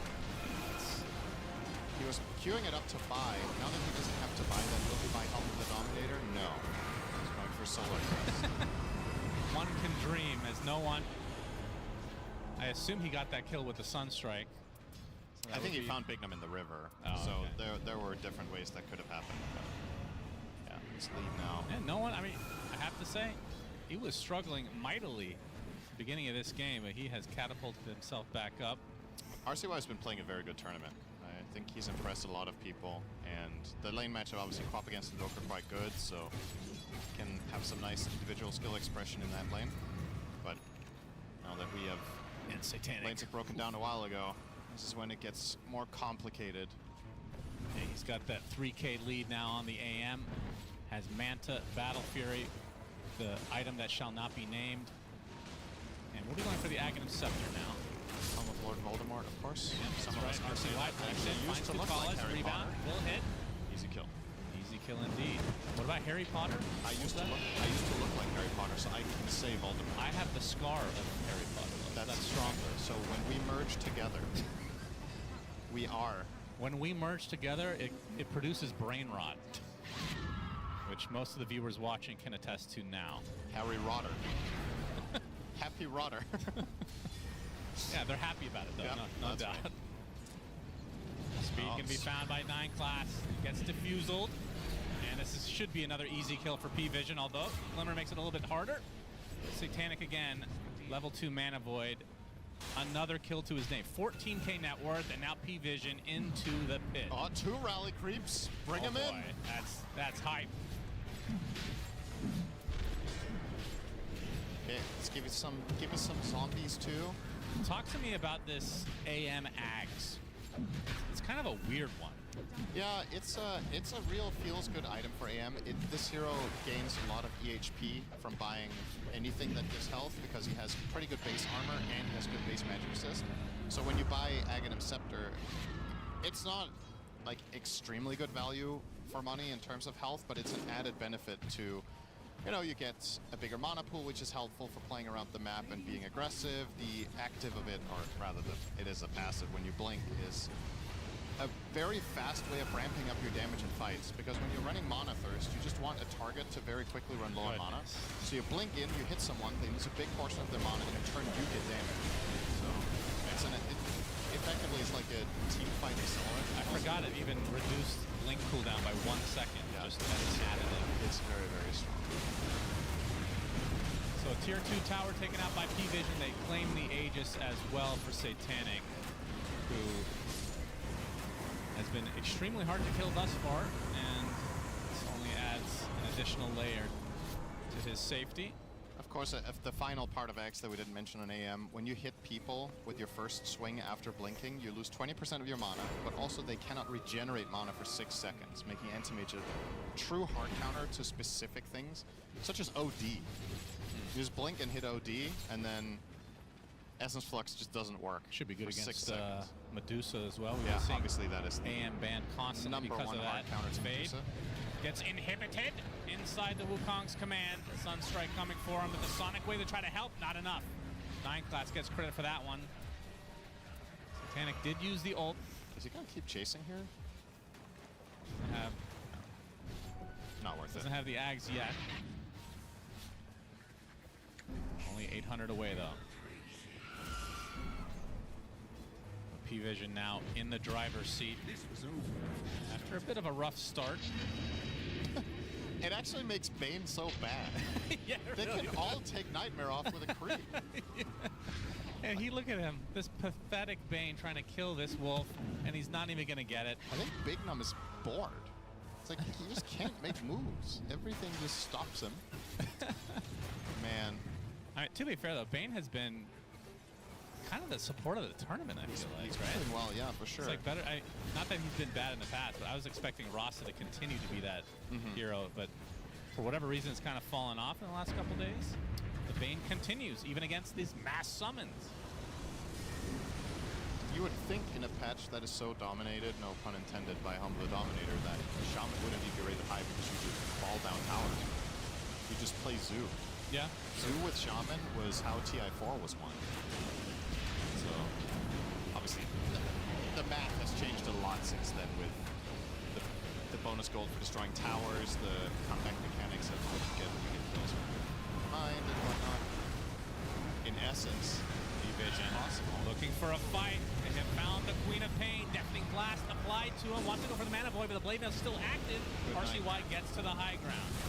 Satanic's going to reset now. It's the endless creeps. It's so dumb.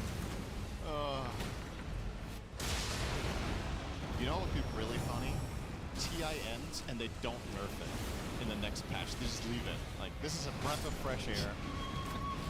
That's a Sonic Wave and a half for 9 class. Denies the Centaur. I mean, those are worth quite a bit of gold. Does find its way to the grave, though. This was over.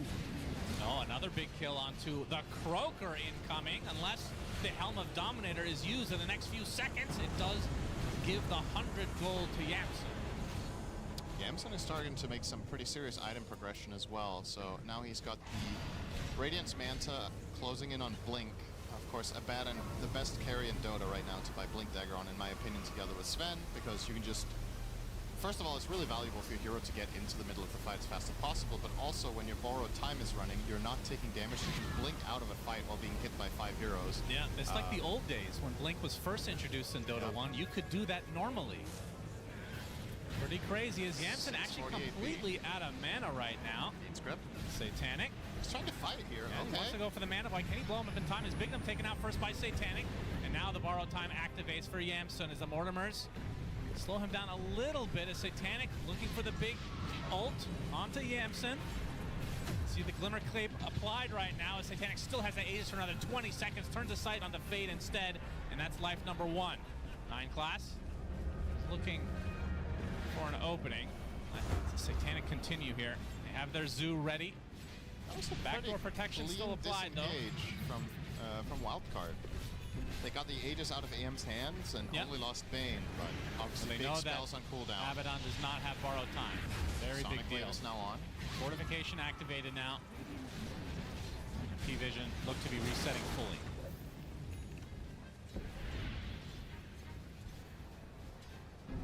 So Blink Dagger used to be able to use it when you got hit, and then they changed it to not be that way, but they had a mana cost. Then when they removed the mana cost, Dota went up so the tier of game it became, Cinder, with that one change. When mana cost of Dagger was removed? Yes. So good. So good. Just think of a time Wraith King used to buy Force Staff. Just think about how bad that is. That sounds horrible. It does. Shout out to TC. Oh, that's 9 right. class. Oh, nice find there with the Dom, but he has Shard. Yes, indeed. Had to purchase that one since the Tormentor supplied Ducalis with the Shard instead. I will say, theoretically, you can get to a stage in this game on Abaddon where you can actually kill Anti-Mage, but it does not happen until Bloodthorn. It's the item that truly unlocks that play, where you blink in Manta, put Bloodthorn on AM, just absolutely wail away at him with everything you have. Together with Marcy, that can be a killer combo. Until that point, I don't see Satanic cashing in a single death. RCY. It's going to be found by Satanic. They're trying to set up a little bit of a bait action here. He's actually going to blink in very aggressively. Speed sees him. And big Cataclysm coming out. Looks like the AM is perfectly fine, though. Going to try to man fight against Fade inside this Wukong's command. Will blink away, though, as Ducalis looks to be the sacrifice for P-Vision. Made a dent in him, but still very difficult to kill him off fully. The chase is on. Yeah. Good luck. Has the Agnes Scepter, so like I said, the cooldown even lower for Blink. No one who's going to be slow to a crawl. 9 class will be there for moral support. So Shiva's getting pretty close for RCY. Any other big items incoming? Satanic almost has Butterfly. Fade is queuing out Ags. I thought he would go Basher against AM. The Ags can be pretty cool, but obviously if Manta's available, you can spell it and get out. At the same time, though, if you use Manta offensively as you're blinking, you could get caught off guard and get killed off by the constant silences of Marcy, so I don't really mind it. I think Basher is the safer choice. But still, either way, far away from there for now. Do you feel like Speed is making a mistake not going Blink here? I don't know what to think, because if you you still don't kill anti-mage in the lasso, I don't know if it matters that much, but I feel like they could. If he just blink lasso glimmers and runs him into his teammates, he should be killable. Yeah, it's Hold on, that is tough. definitely unusual. As DM will get grab ally. That is a very good shard this game. Lasso, grip, Yeah. kiting out Marcy.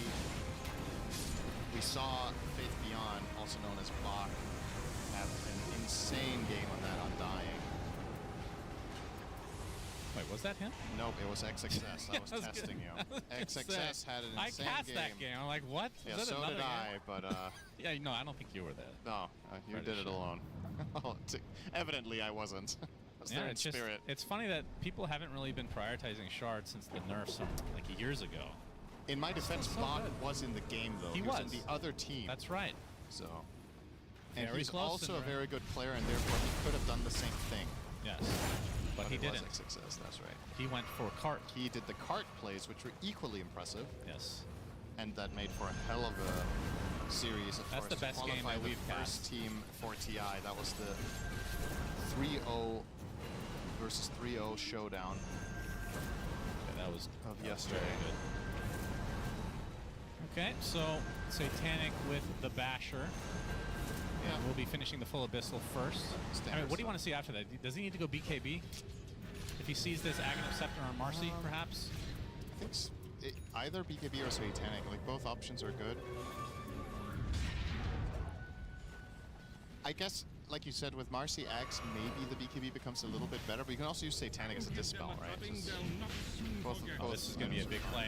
Smoke from this is Wildcard the is going to be moment. broken up by 9 class. Roche number 2 underway. Belches right in Satanic's face. And there's the counter smoke now from P-Vision. See if they try to wrap around now. I don't believe either team has a scan either remaining.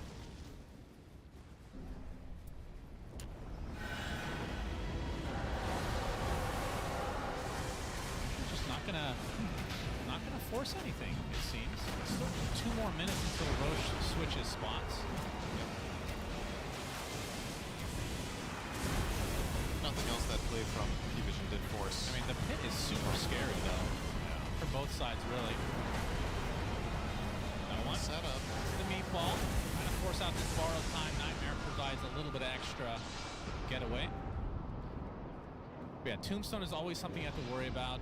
Mortimer's Kisses from so far away.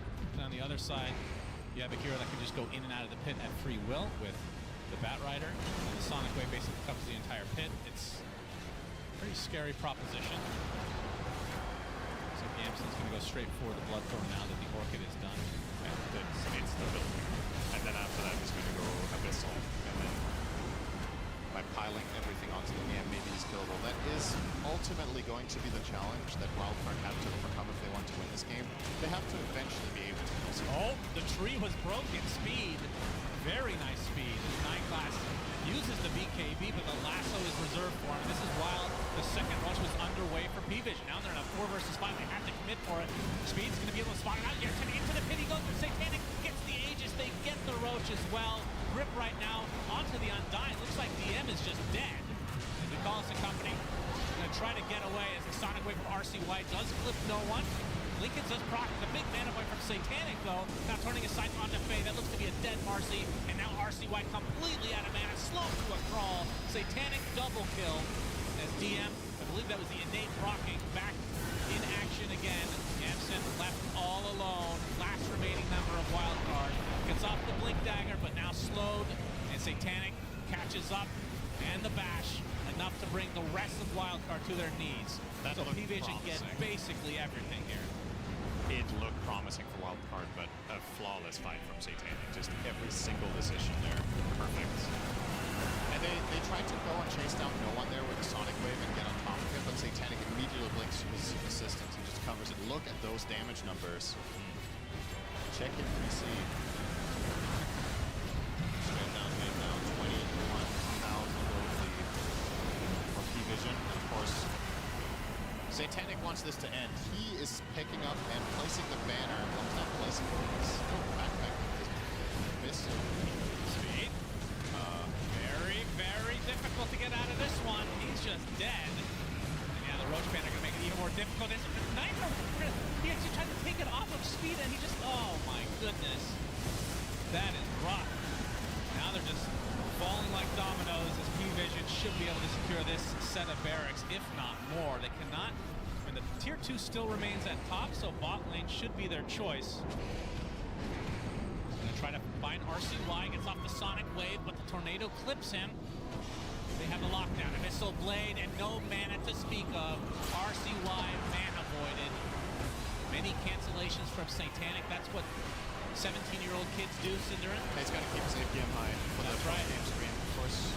2 lanes of barracks for P-Vision now. Trying to go for Throne. Do you think Satanic has to free up himself in fantasy? Is that even possible? No, he can only have one.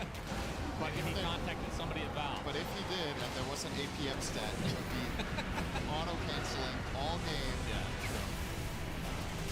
Oh, it's actually going to get last. That is they have to follow that tornado. It's beautiful. Mortimer's to follow. Fade hops to BKB. Again, this is still a second life for Satanic. So first one is down. DM puts down the tombstone.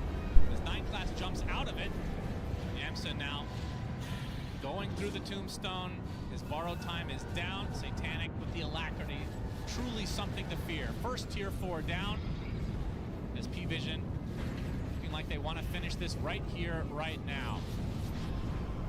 A nightmare to slow things down, but they have many creeps to take that off. Last tier 4 will drop. They're going to find speed on the bot lane. The Tornado's going to be way off. But Satanic with the instant bash mana void. Another kill to his name. 12-0 on this anti-mage. As the Ancient now exposed. Now you got some siege units hitting it as well. One last buyback from Wildcard. This is a 4 versus 5 in attempted defense. P-Vision. Are they actually going to back away, or is this a fake back? Well, he did TP now on AM, so this is a full-on back. Completed Scotty. Yeah. Silver lining for Wildcard is the fact that they could not get the Megas since the tier 2 is still remaining there. Not much of a silver lining. The real silver lining is that this is a 3-game series, and in the next game you can make adjustments to try to make this more palatable. Honestly, this is just a godlike game, and it's a great last pick. They played it solidly on the side of P-Vision, and they kept the map under control with all their dominators, preventing Wildcard from really making as many moves as they would like with their lineup. And to me, arguably the biggest surprise was the Marcy losing lane this hard. I think Marcy being level 4 when AM is level 6 really, it caused a lot of trouble, but a lot of that comes from the great rotation that 9 class did early on to the Lotus Pool at minute 3, if you remember. He got 2 kills up there. That's true. That's really true. Was very unorthodox. It was very impactful on the entire outcome of the game, that singular move, because the top lane just became unplayable. RCY, Abyssal Bladed, and dead. Just like that, 100 seconds on the deck. Yamsen caught in the crosshairs of P-Vision. Borrow time does activate, but it's only a matter of time now. Fade trying to fight his way out of it, but the Cataclysm comes as GG's come out, and P-Vision take game 1 relatively easily. Yep, that was I was going to say it was a beatdown, but I don't think that's fair to No, Wildcard. first 10 minutes or so was Wildcard favored, actually. Yeah, the first 10 were Wildcard favored. The subsequent 10 were pretty even, but the problem is even is not good enough in this game with the lineups the two teams are proposing. You have to snowball it harder as Wildcard, and they were unable to. And Wildcard down 1 game in this best of 3, Nat. That's right, Suns fan. This man is just so knowledgeable on everything that he's saying there. Yeah, first game going the side of P-Vision. We definitely got to sing some praises for Wildcard, though, because we said it leading into this. It's not going to be the blowout a lot of people are expecting for. There is going to be fight back. There is going to be something from Wildcard, and there was this time around. I mean, there definitely was. Speed was popping off on his Batrider in the early game.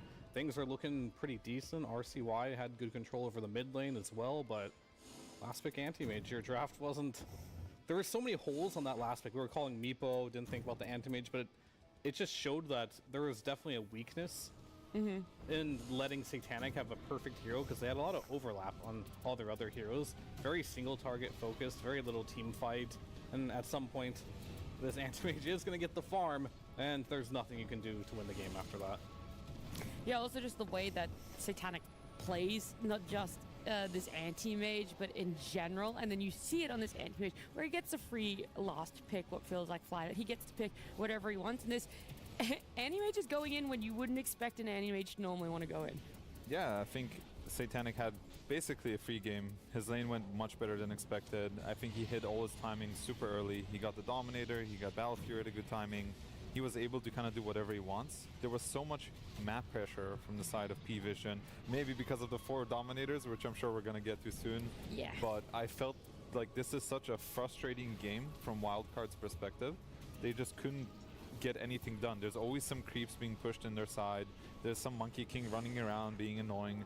Meanwhile, Satanic is just farming, and you know you're playing against this AM, you're in trouble. Yeah, you mentioned the 4 Helm Dominators. I think we should just go ahead and talk about it now because we've seen it before for Tundra where they picked up 3, 1 on each core rare. But to now see a Monkey King, a position 4, also picking it up for yourself, it's so oppressive with the map pressure. Yeah, I don't know if it's the part of like, oh, it's just oppressive and a good item to get it, or like they're just hoping to use it to end. Like they just think, oh, we're gonna hit our timing, let's just go down mid with like 4 creeps or something. I don't know. I mean, it's hard, right? We talked about Meepo and so on being good. Yeah, it's because these supports can't deal with these creeps. Like they're everywhere. They're constantly pushing towers. You have no way to clear these waves. It sucks. It's hard. I think it just hard counters Bane too. Yeah. It's like Bane always wants to just sleep someone and set up for a kill. Everyone but Anti-Mage had an ability to take the sleep off, so you have to lead with grip or something, which is a little more awkward. So yeah, I mean, obviously the item is good, but I think it's twice as good when you're playing versus Bane. I was also interested by that interaction where we saw Bane sleep one of the hero creeps, right? One of the Helmdome creeps. Yeah. And Anti-Mage puts on his counterspell and hits it. Even though you're not targeting AM, it's like targeted to go to him, so it reflected back onto the Bane. And I was like, wow, that's really annoying because now it feels like I can't even be comfortable putting a sleep down as a Bane around my offlaner to help him against the carry. I mean, no pun intended. It is a nightmare of a game for me. Like, it just sounds miserable. I think you need to be extremely well thought out of where you're going to set up anything this game. But he also didn't have help. I think Batrider not going Blink Dagger was very grief this game. He had a fantastic game in the early game, but he decides to buy this Glimmer when there's no initiation on his team. So you would want some initiation so the Bane can be in position to set up spells, but nobody gave that to him. So it's already a hard game and made even harder by the item choices. Yeah, I was just gonna add on to that, like Marcy also wanted Diffusal Blade for some reason too. Like all this, like we'll call it wasted net worth, is you're gonna get punished by P-Vision if you go for it. So I think the game was even, it was looking good. You can't make mistakes and itemize in a way that doesn't propel you forward, and I think they had a lot of wasted gold, unfortunately, in this one. I also want to add on to that point. Yes, right.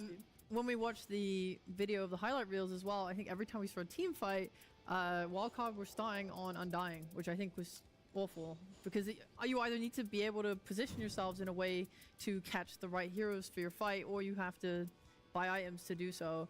And when they're killing an Undying, especially on that Roche fight as well, it's like you kill the Undying, he literally just instantly respawned with his innate. So it didn't matter, and then you like pan top and Abaddon's there fighting an Undying again. It's like, why did we use grip on this? Why is this what we're going on?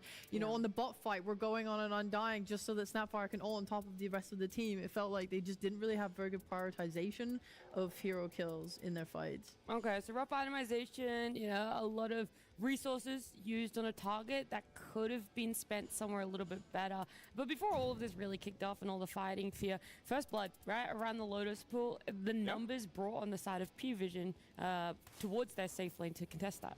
Yeah, and I just want to highlight here the fact that this is what you do when you are playing Monkey King support, right? Like, you're not going to lane bots. 3 minutes, by the way. You don't see this coming most of the time, but this is 9 classes playstyle. Like, this lane could have went potentially a lot worse for Satanic, but you have to remember, Satanic always gets a free game because 9 class is always helping him out, and DM is the one getting sacked. So he's allowed to play these anti-mage type heroes because 9 class will always enable it. Okay. I'm still a little bit curious then how you counter that, right? Do you have to do something in the draft then, Fear, to make your offlane a little bit stronger? Do you need to bring more numbers? Like, it's 3 minutes. How else could you add to this? Yeah, I think something went wrong in the draft where you allow Satanic to have a very comfortable gotcha pick, right? I think you have to have a well-rounded lineup that makes it so whatever Satanic does play, it can't 1v9 the game. Not every hero can do that in every circumstance, so I feel like they just kind of dropped the ball a little bit in how they were putting Satanic in position where he couldn't pick a hard carry. He could pick anything he want this game, and unfortunately, he was put in a position where he got anti-mage. Couldn't touch it. Well, look, I got a fact check you guys, okay? You're giving me a lot of information about Wildcard, what they could have done differently, the fact that they were ahead, lots of little momentum, but yeah, got to fact check. You got to bring in a fourth voice here because I got to hear from Purge just exactly how he saw it go down. I would love to share that with you, actually. I have some early clips watching the good things that Wildcard did in their laning stage and how that got them a gold advantage and how that transition. Most of it came down to their safe lane, where they got to zone DM heavily using Batrider. I had to show this context about why Speed voice-lined DM here. He got both a last hit against a hero that has 20 more damage than him and a deny, so that was pretty sick. He was very excited about this. This got his momentum up, I think, because then he basically got to zone both of these melee offlaners. And this is the moment 9 class went through the gate. Speed probably thought like, haha, I get a free little Lotus. This is wonderful for me and my team. Unfortunately, they lost the double kill. But what he gets to turn this into is basically zoning these two heroes. 9 class left the lane a lot because he couldn't do that much there, and he did get some things done, certainly, but DM just had a harder go of it as a result. He gets run down in this case just by the support by himself and takes a huge amount of damage, has the tombstone defensively. Speed ends up killing this for 125 gold, so very, very good for his game. And then DM finally comes back to the lane again. He gets a shield, he gets right click, DM gets killed by him solo as a support. So this is a really abnormal circumstance to be in for a pause 5, basically, because normally you don't get to bully these guys like this. This gives Abba like the craziest lane. He can last hit and deny every single creep. He's super, super happy, and Speed has more levels and gold than normal because he's getting those kills. So as a whole, he's really happy. They get the Helm of the Dominator 8 minutes 20 seconds, and they basically use this to pressure the offlane tower. That's when you know a lane has gone bad. Nice TP by DM to avoid his death here, but they end up taking this tower super early. That's more gold advantage for his squad that they're really happy with. And then they start crossing the other side of the map. They're going to take these stacks that their opponents had made for one of their teammates instead. They don't have a good way to clear it, so they just move over and clear it themselves. Very nice cascading advantages. But then the Helm of the Dominators start coming in. This is Satanic on the other side of the map who's busy farming, bringing 6 skeletons. He's been planning for this push.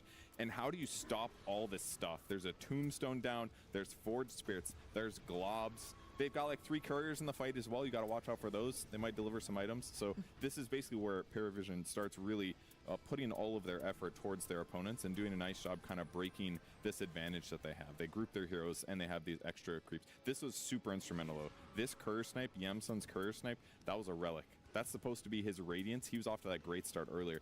His Radiance ends up getting delayed until like 20 minutes because of that courier snipe. Hugely impactful moment for the game as P-Vision basically just swarm all of their neutrals on the mid wave. So despite being behind from that bad lane, the way that they utilize these Helm of the Dominator creeps, the way that they brought all their heroes together to push towers really gave them a nice advantage. And the last clip that I have, just look at this this very sad display of the Radiance coming much later than this. I think my clip ended early, but 2036, he gets his Radiance shortly after this. This should have been 2 minutes earlier. That could have really helped in some of those earlier fights.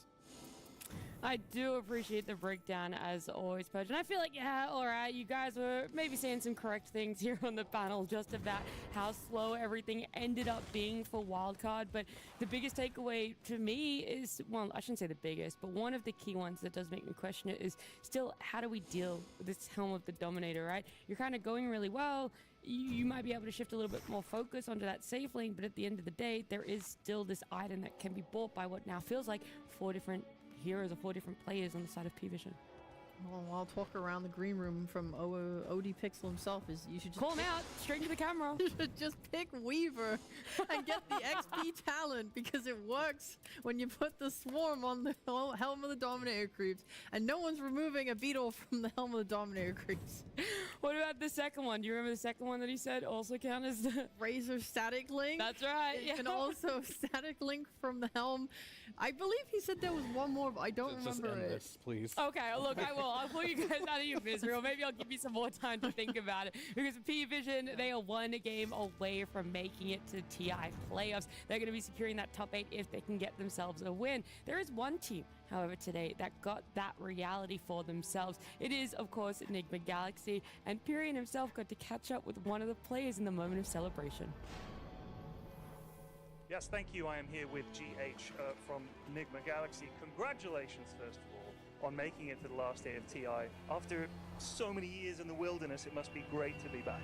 Yeah, it feels amazing to be back. I don't know, like, words cannot really describe what I'm feeling right now. We're just really excited. I'm extremely grateful to be able to have this opportunity to play. It has been a while, so we're just really excited to play again.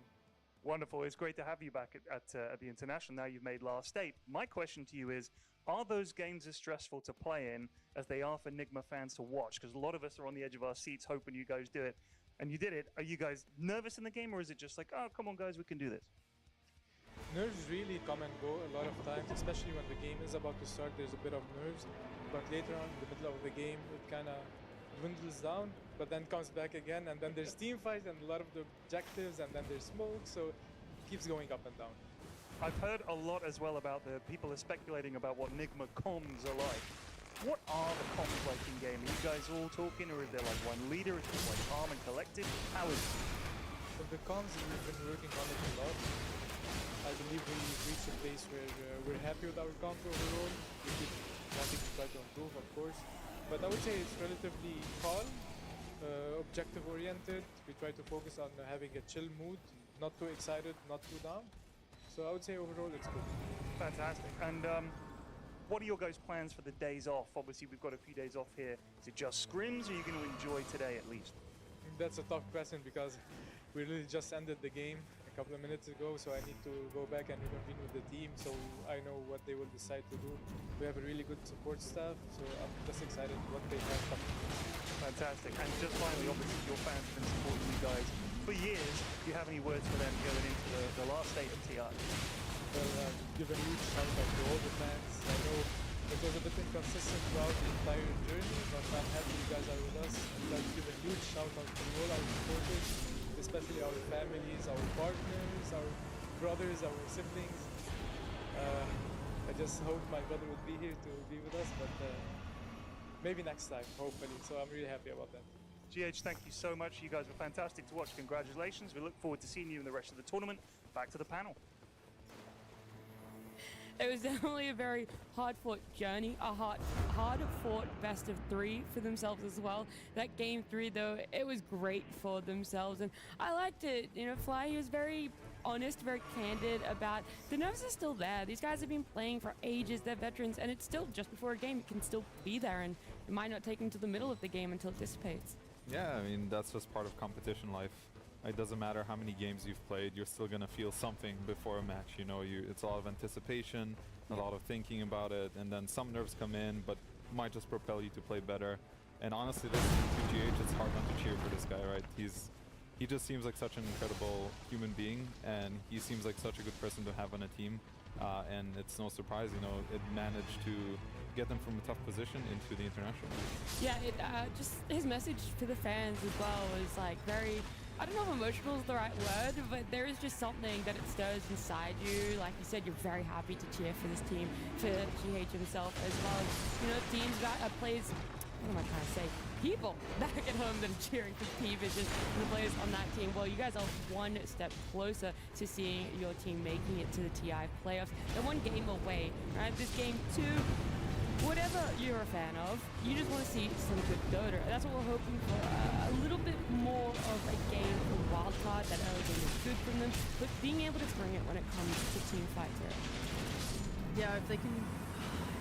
It's hard. There's a lot of things that need to happen, and I think the nice thing is that after the game 1, they have a read on what this team can potentially do to you.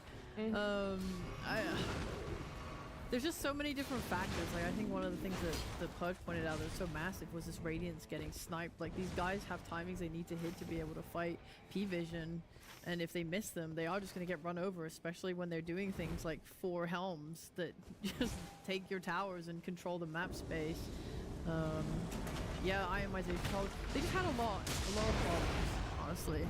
I hope they make it simpler for themselves, maybe. Like if their plan is just very straightforward, then they don't have to worry about all these different factors controlling things. I think they should ban Monkey King. Really? Okay. I thought that was fine. No, I think it causes a problem in the draft because you don't know where it's going, right? Like, oftentimes aren't going to pick some offlaners, and maybe this is why they got him, because they didn't want to pick an offlaner that's potentially bad. They can carry, and then 9 class, he seems to be playing Alchemy right now. Those seem to be his two heroes, and I think after watching most of these games, the Monkey King looks better than the Alchemist. It has a lot of impact. He's doing a lot on the map. And Maybe the most positive thing you've said about 9 class.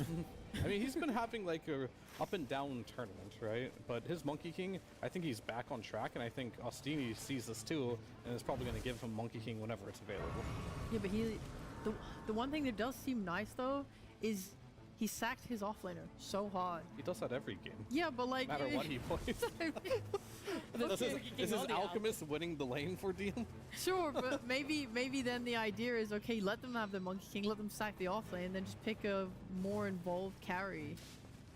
Like the Abaddon going Helm kind of stayed in his lane and tried to go get that Radiance, and then that ended up getting sniped, and then the hero just didn't really do much. Maybe pick something that can.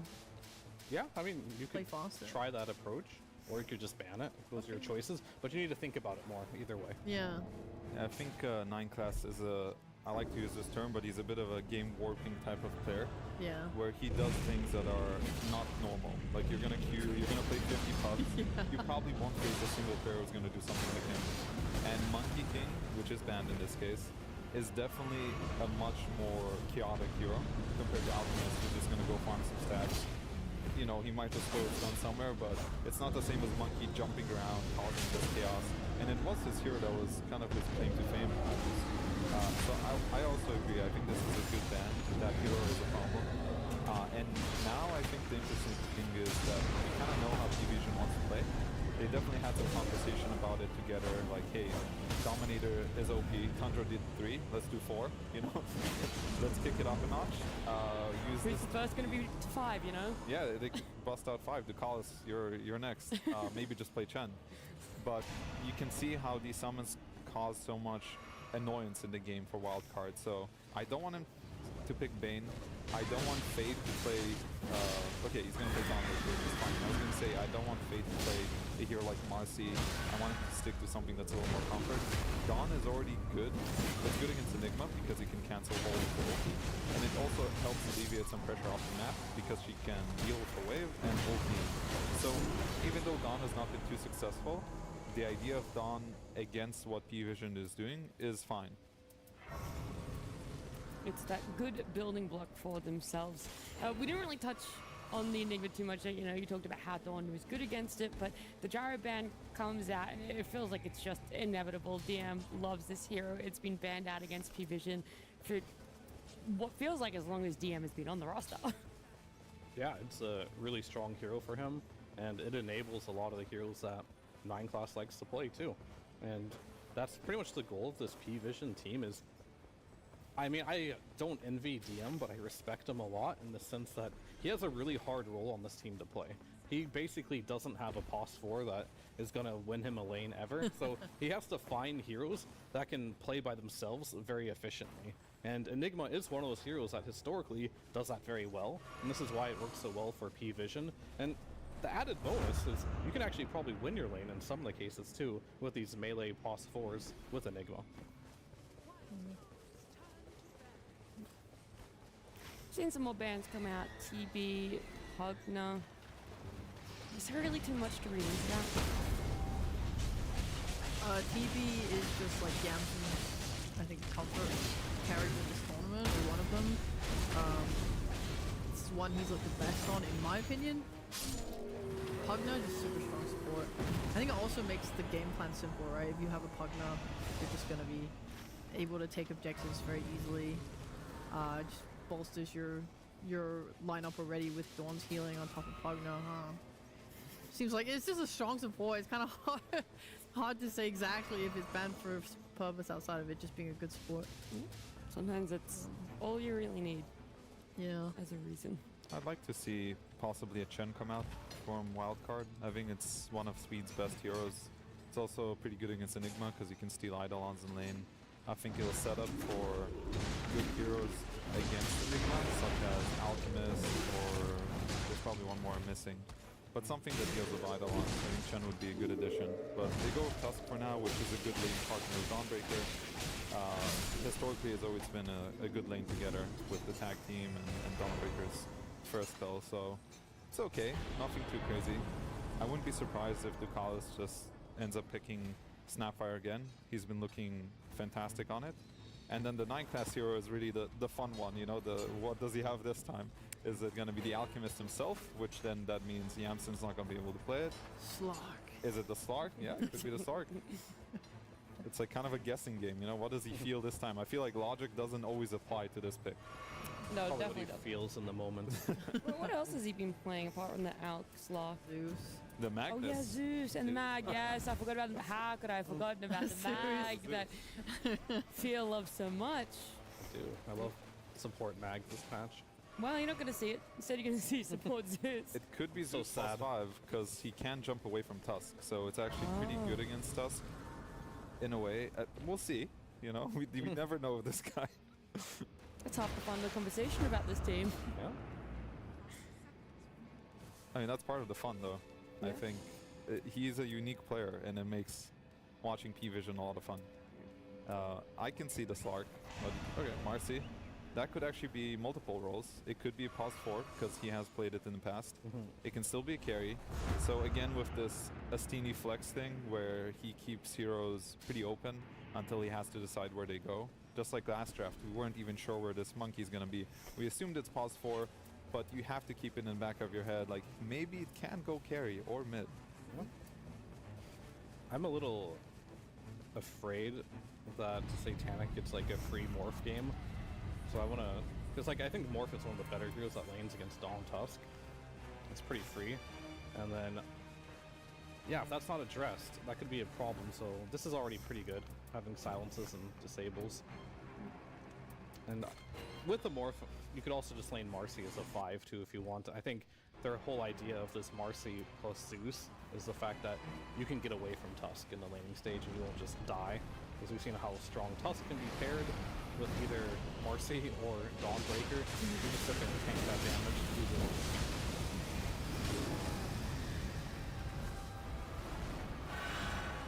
Are we looking at another support for Wildcard right here then? Yeah. Cool, is Shadow Beacon still available? I think he needs to address Enigma, especially now that they've decided to give Yamsen last pick. Yeah. There's not that many good carries against Enigma, so if the pause 5 doesn't deal with him here, then Yamsen's going to be very pressured to pick a hero that deals with Enigma, so it has to be something. Okay, Warlock is a fine choice. You always have the cancel for Black Hole. You have 2 cancels now with Dawnbreaker and Warlock, so Enigma's probably just going to be going all out this game. It's good with the Fatal Bonds against Eidolons. I think this is a solid choice, gives them more team fight. I like the Warlock, probably even more than Chen, just for the team fight aspect. And Void Spirit might just be a comfort thing. It combos well with Dawnbreaker, so you have this Spirit that goes in and Dawnbreaker fall off. But they do get a counter matchup on no one now, so we'll see what he goes with. What are a couple of counter matchups to Void Spirit? Shaker's in the pool. Yeah? I think Shaker pretty good.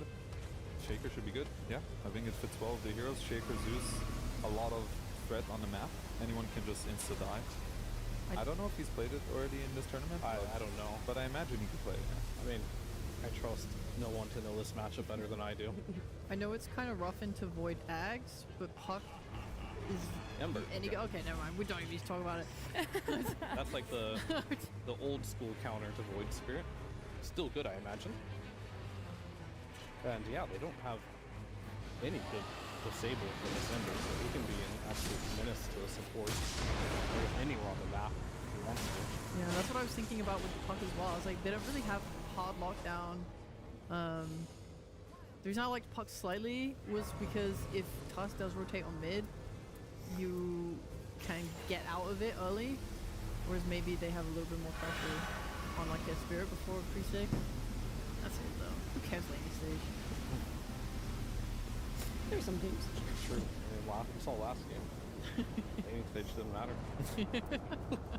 I think they should ban Faceless Void on the side of Wildcard, because I think Void will lane pretty well into Dawn and Tusk. It does, yeah. It's hard to kill him. They have follow-up damage with Zeus, Midnight Pulse, and it's a Dominator hero, because right now I am only seeing 2 potential Dominator heroes. So unless Ember is going something crazy here, why couldn't 9-cost Black Dom on Zeus? I don't see why not. I think it will be Ducalis. I was gonna say, are we even sure that it's gonna be a 9-cost Zeus? Pretty certain. I think it's gonna be 9-cost Marcy with Enigma. Yeah, so then you think Marcy's gonna be carried. Botanic's gonna be playing Marcy. He could. I mean, I agree he can, but looking at this draw. I mean, this could be Zeus 5, Marcy 4, or this could be Zeus 4 and Marcy 1. We don't really know. I think they're just going to pick the best carry for the game now, because Marcy wants a win condition from mid lane as a carry, and I don't think Ember Spirit really is one. Like, he can carry games, but not in the same way like the Tinker would. So I think you'll just pick a carry here with Zeus. I think Void, if it's left in the pool. If not, I would need to think a little bit what else is good against Dawnbreaker as well. I think Morph could be well, yeah, there's Morph, right? Morph is great against Tusk and Dawnbreaker, so I can see Morph, I can see Faceless Void. I think he's a good win condition already. Taking the time to think about this stuff, and maybe they're tossing up between the two of them. Might as well. Yeah, this is the last ban and pick. You can use all your time if you want to.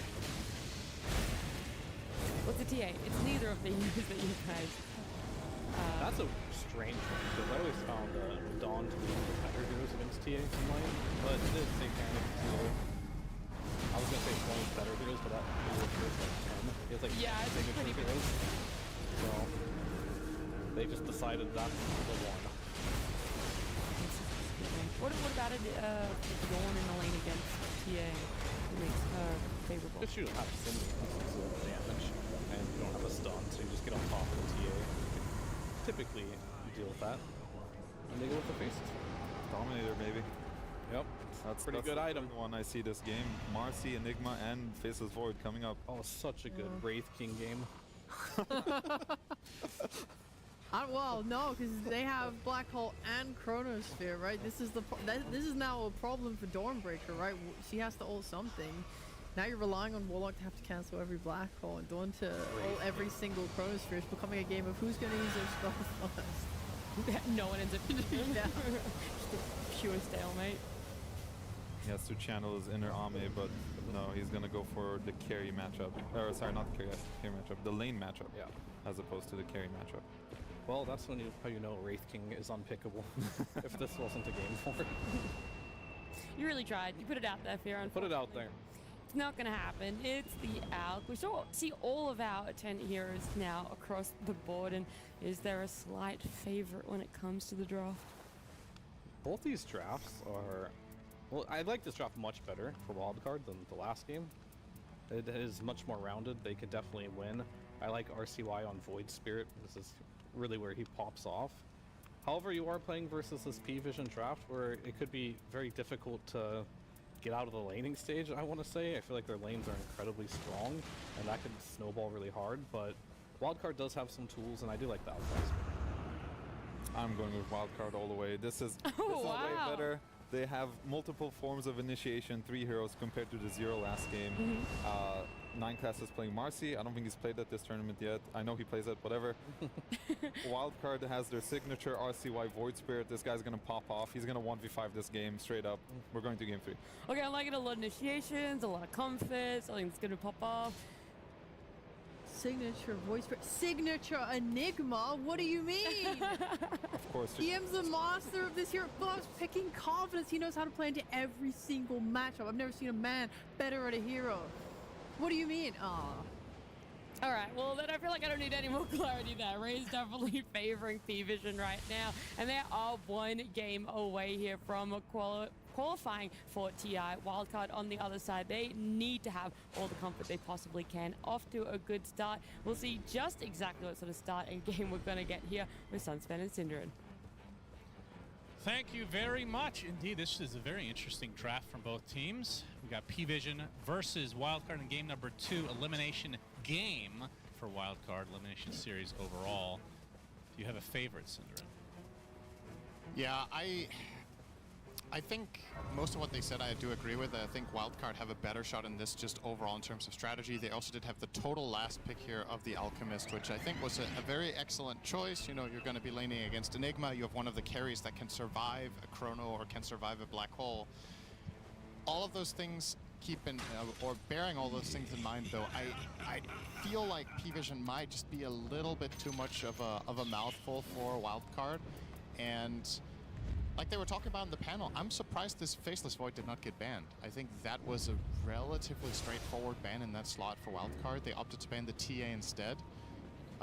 In particular, when you're already presenting the Zeus, that makes Void so much better.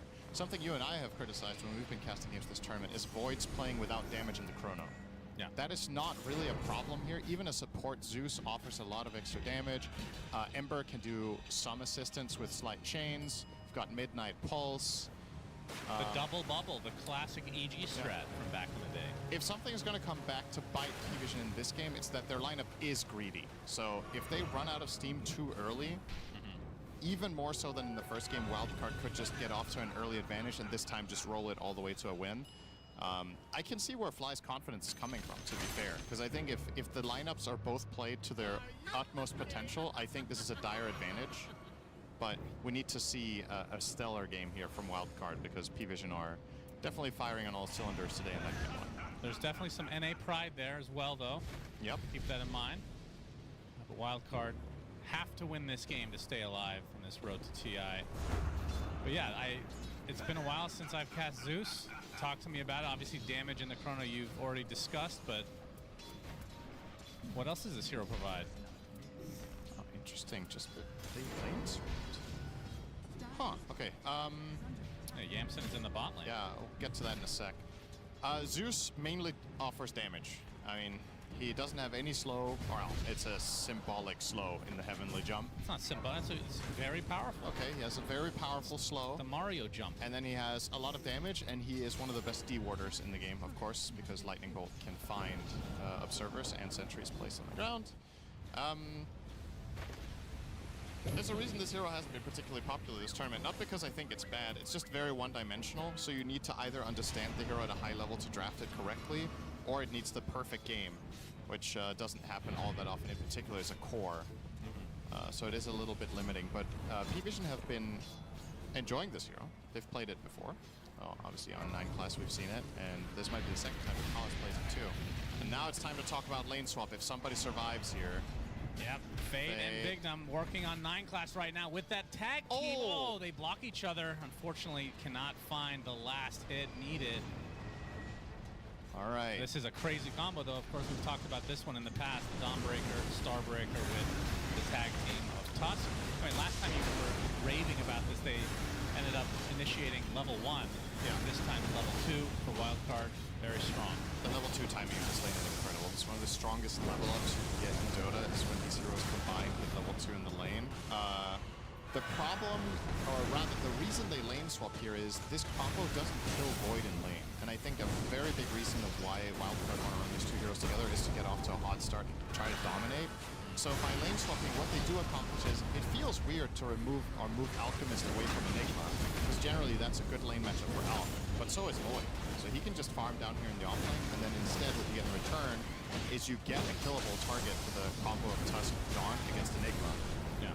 They have a little bit to fend for themselves with Malefice as well as the rebound, but you got to be very careful as the Enigma in this lane.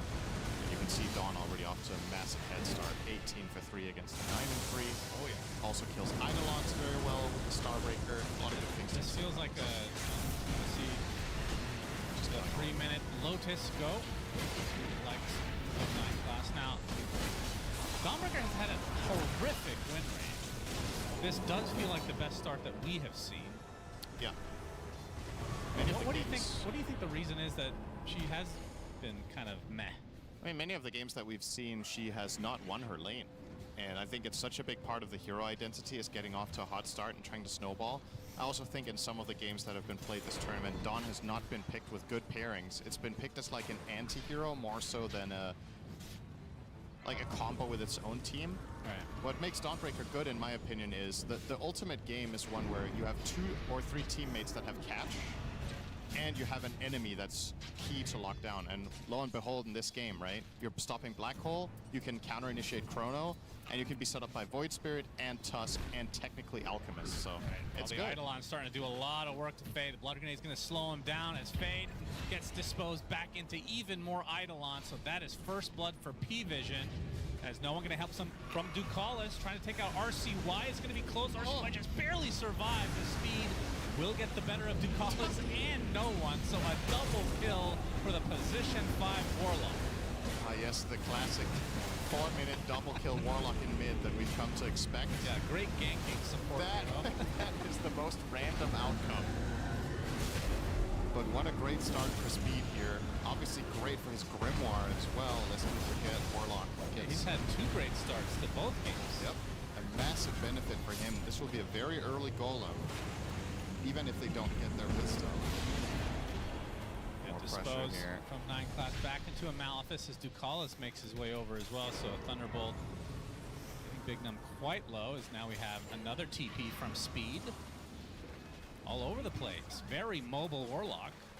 Yeah. And this, of course, will leave a 1v1 situation in the bot lane. They're Satanic's Void versus Yamson's Alchemist. Yeah, this is about of a nothing burger of a lane as you can get. They're going to hit creeps. They're both pretty happy about that, I'm sure. So RCY, known for his Void Spirit. Oh, he's going to get gone on. Rebound connects. Not level 6 yet, and this is just a 1 versus 3. He is going to be taken out by no one. Good rotation from P-Vision. We've talked about the Void Spirit as a hero feeling, if they don't pop off, they feel extremely underwhelming. Yeah. And this is obviously a signature pick for RCY. We'll see what he can put together as DM. Left alone because of that gank. Be the recipient of all this damage from Fade and company. Speed gets another kill, so he's on a killing spree at this point. Heroes that has to be in the lower quarter of frequency of killing sprees minute 6, surely. Warlock. You know, I'm not a Warlock player, Cinderin. Why does Black Grimoire even have a cooldown? I didn't even know it did.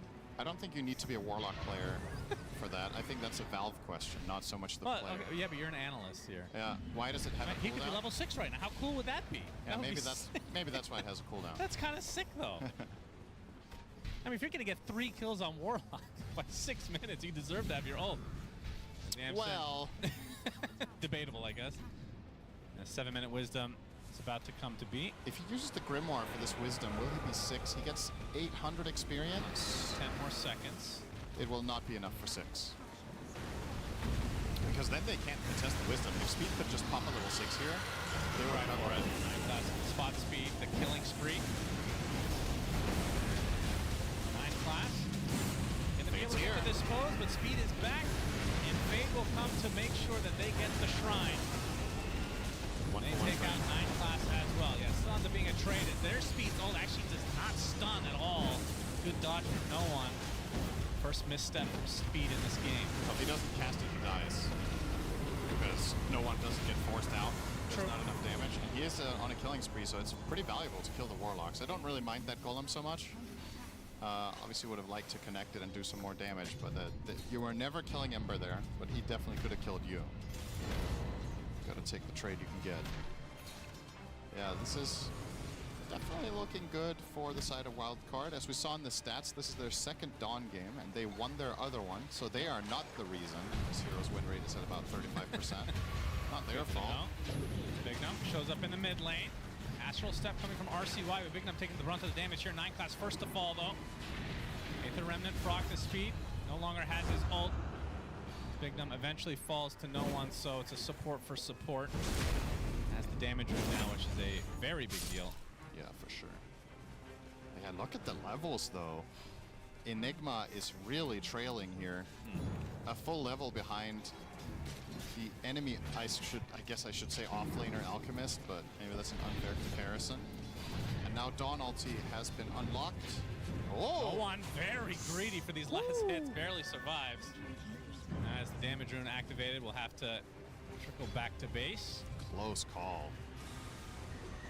RCY. Let's see. They've actually put quite a bit of effort in stopping RCY so far in this mid lane. And as you already established, this hero is pretty prone to either snowballing or falling flat. It's a very polarizing hero in my opinion. So they are trying to bring him into the game, but already with this slowdown, I can't say I'm too confident in Void Spirit having that pop-off game. He's going to go for the best soul. He's going to get Faceless Void, and just an all-round feels good item on the hero. You're universal, you want to get those all attributes and have the extra bit of damage since your spell combo isn't generally fully enough. But against Flame Guard, you're just never killing. Yeah. Right? It's just not possible. You can see no one is just bullying him. See if any TPs come. RCY has the escape mechanism, of course, in the form of the Astral Step. So, yeah, Helm number 2, actually. So, is 9 class going for? Yes, of course. Why did we even question such a thing? So, 3 Helms, down from 4. It's an improvement. I would make the argument that if you're playing Marcy and not buying this item regardless of role, I think it's a mistake. Yeah, that's true. As you can see, the first Solar Guardian of the game, Speed pops his ult as well. Fading coming to get 2 kills. Very nicely done from Wildcard. And they're going to get a third, it looks like, as Ducalis slowed down. 8th Remnant punch. That is some pace right there. Triple kill for Fade. The offlaner for Wildcard, but played in the safe lane. He's keeping up with his free farming Elk on net worth. This is a really good look. Oh yeah. For Wildcard. What can I say? Maybe Fly just knew. He saw the draft. He was like, this is a Wildcard's going to smash them. So far, so good. 4K lead in a 10. Lead, yeah. And it begs the question, I was entertaining this, that maybe P-Vision got a little bit too greedy here. And a little too cute. They've been known to do that from time to time. It is indeed a greedy lineup. You are so far away from 6 on Zeus. He just cracked 5 now under Collis, just trailing by a massive amount. It's the enemy team. You gotta weather the storm here if you're the side of the division. You gotta just farm up. You need time. You need a lot of it. Yeah, well, games these days have to run 60 minutes, so... Yeah, you'd think Enigma Void just can't lose, right? In the 60-minute game, yeah. I would agree. And Wildcard up the pace. So far, so good. Titanic brings his Troll Summoner with all those rally creeps, and DM has his own Troll Summoner. Yeah, does quite a bit of damage, takes out 1 Troll. Still quite a bit of damage done to the tier 1 regardless of speed. Chased by 9 class. Satanic. Yet to use Chronosphere this game. Speed's going to be an easy pick-off to start this fight. Big Starbreak from Fade. Only the one, actually, is 9 class getting to the north, and some people will be fine. Satanic still looking for that Chronosphere. DM also has the Black Hole at his disposal. Will use it for Fade. Gets canceled at the last moment by the 8th Remnant. The Solar Guardian canceled, though. And that's going to be the death of both Fade and DM, so trading offlaners. Now RCY in a 4 versus 1, although Big Number coming to try and save him with the potential snowball, but the Chronosphere at the last moment from Satanic. This will lead to a 3rd kill for P-Vision. Actually, 4th if you count speed at the beginning of the fight. Of course, all this time, Yamsen has been farming away, will be getting his Radiance, and he actually has enough now. Yeah, begs the question if that was worth a TP. Could have joined that with an acid spray during that dive. A really powerful spell when the enemy team starts getting a little bit too deep, but yeah. Seems that the play call is I am going to stay away and make sure I hit my timings. It's a really high risk thing. If you TP up there and die, you lose insane amounts of momentum on the Alk. TP rotation though, on the way as Fade. Time dilation applied to him. Bignum with the snowball picks him up. Right on top of Ducalis with the punch as well. That's going to be the death of the support of P-Vision. A good rotation from Wildcard. Unfortunately for them, not able to get more than just the position 5 Zeus. Still good enough. They're really putting a lot of emphasis on defending their towers. I really like to see this. It's the Helm of the Dominator plus Enigma push that if you can prevent this from being successful, you retain so much space for Alk. Speaking of, this would be a huge kill. Concoction comes from Yamsen. picked that up a little bit too much. Sorry about that. Won't do that again. Let's see about that. Something else I wanted to say. You gotta admire Wildcard's confidence to let Enigma through. This is something that's interesting in some tournaments where teams will often, at least to some extent, copy bans of other teams. Like, let's say you're in a tournament with 16 teams and you're playing someone in round 4 and you haven't played them yet. You're gonna look through the history of what other teams did. Yeah. And if every team is banning Enigma against a team, you're like, okay, we should probably just ban Enigma. It's no secret that DM is good at Enigma. All the teams know this, but you know, it could be that it's fallen off a little bit or that they show less interest in running it. But yeah, this hero's been banned a lot against DM. This is their elimination game. Good fake outs, multiple fake outs with that Golem. He's gonna pop it. It does clip no one in the end. Beautifully done from Speed.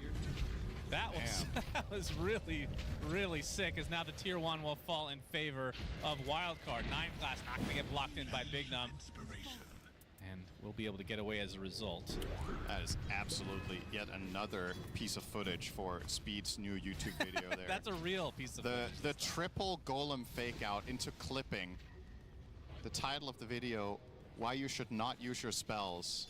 I thought you were going to say something with edging. Oh, yeah, well... You're probably better at titles and YouTube thumbnails than I am. Satanic. Still content to farm away. I mean, that's the one downside, of course, of having the Faceless Void is the fact that it takes so long to get online. But I mean, his Helm of the Dom does bring him back into something more presentable early on. And like we talked about early game, the fact that they have stuff that, I mean, just a casual chrono with just a couple zaps from the Zeus. Quite useful. Yeah. Ducalis is going to be found and brought down. Gotta say, so far, not really feeling the Zeus picks impact. They rated it pretty highly. They picked it early in the draft. Ducalis has not really found his footing. And this is a dangerous Zeus game. Literally anyone gets on top of you, just like what are you supposed to do when Alf gets a blink, which he has? He just jumps and kills you.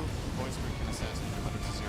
Tusk plus Dawn. The only hero you can survive is Warlock. Doesn't care about it. So it's a tough time for Ducalis out here as a 5 Zeus. Very low on that net worth. First Thunder God's Wrath of the game. Ducalis just wanted to announce that he is finally level 6. In fact, level 8. This is an 8k lead for Wildcard right now. It's with Alchemist, but it's still a very monumental, honestly. Given the overall outlook of the game, this was the stage of this elimination game for Wildcard where things needed to go right, and they have all gone so right. Still, they finally do lose their mid tower now, and they lost their top towers. But they stalled it out for a very long time. It's good enough. Very, very ambitious, perhaps. That is still a whole time. Fate has Axe. Yeah, that's pretty fast. The Blade Mail Axe. Stupid rich. He's 3,000 ahead of Enigma. 200 GPM ahead. Pretty much. He was a safe man. Yeah. Should be comparing him to Void. Yeah, well, if you want to compare the carries, then Alchemist against Void is also 3,000. I don't know. Yeah, true. But you should be comparing the Alch to the Enigma. Oh, yeah, that looks even better for P-Vision. Then they're only 6k behind on that roll. That's right, that's the whole lead. But then the carries are even, I suppose. Exactly. Okay. Gotta pick me up. And that is a Solar Guardian into the death of 9 class. Golem comes out as well, as no one will drop to the deck. Is that Golem on the creeps? Am I blind? Maybe we can get a replay of that. It's definitely the thing worth talking about. What are you watching? I think he was anticipating. Yeah, no, I think so too. He was anticipating the remnant, right? So he cast it preventatively, but ultimately, I think no one might have not even had enough mana. He just knew. After that last play in the mid lane, he saw ahead this time. Still dies, of course. It doesn't matter. Started hearing voices. Speed is too good. It's just in his head. It's your boy Speed here. Crew, Dawn, trying to defend. Here comes the Dominator creep. The Ogre's looking for a bruising. Keep the bull. I think the Ogre Bruiser will find its match in Dawnbreaker. She is the better bruiser. And so is Tusk. I don't know. He does percentage-based We're going to see the replay here. So here's that Golem. Okay, let's see. Yeah, just anticipate. But he got pulled by an Aether Remnant. I don't really mind that Golem because he's expecting if you don't Remnant there, you're going to die. And he thinks the Remnant's going to come out from Ember Spirit, but he did get pulled simultaneously by the Void. It worked out regardless. Yeah. As Fade, I believe, just bought his shard. Sure did. So now what's stopping Starbreaker? Chrono and Black Hole. Nothing else. That's still a lot.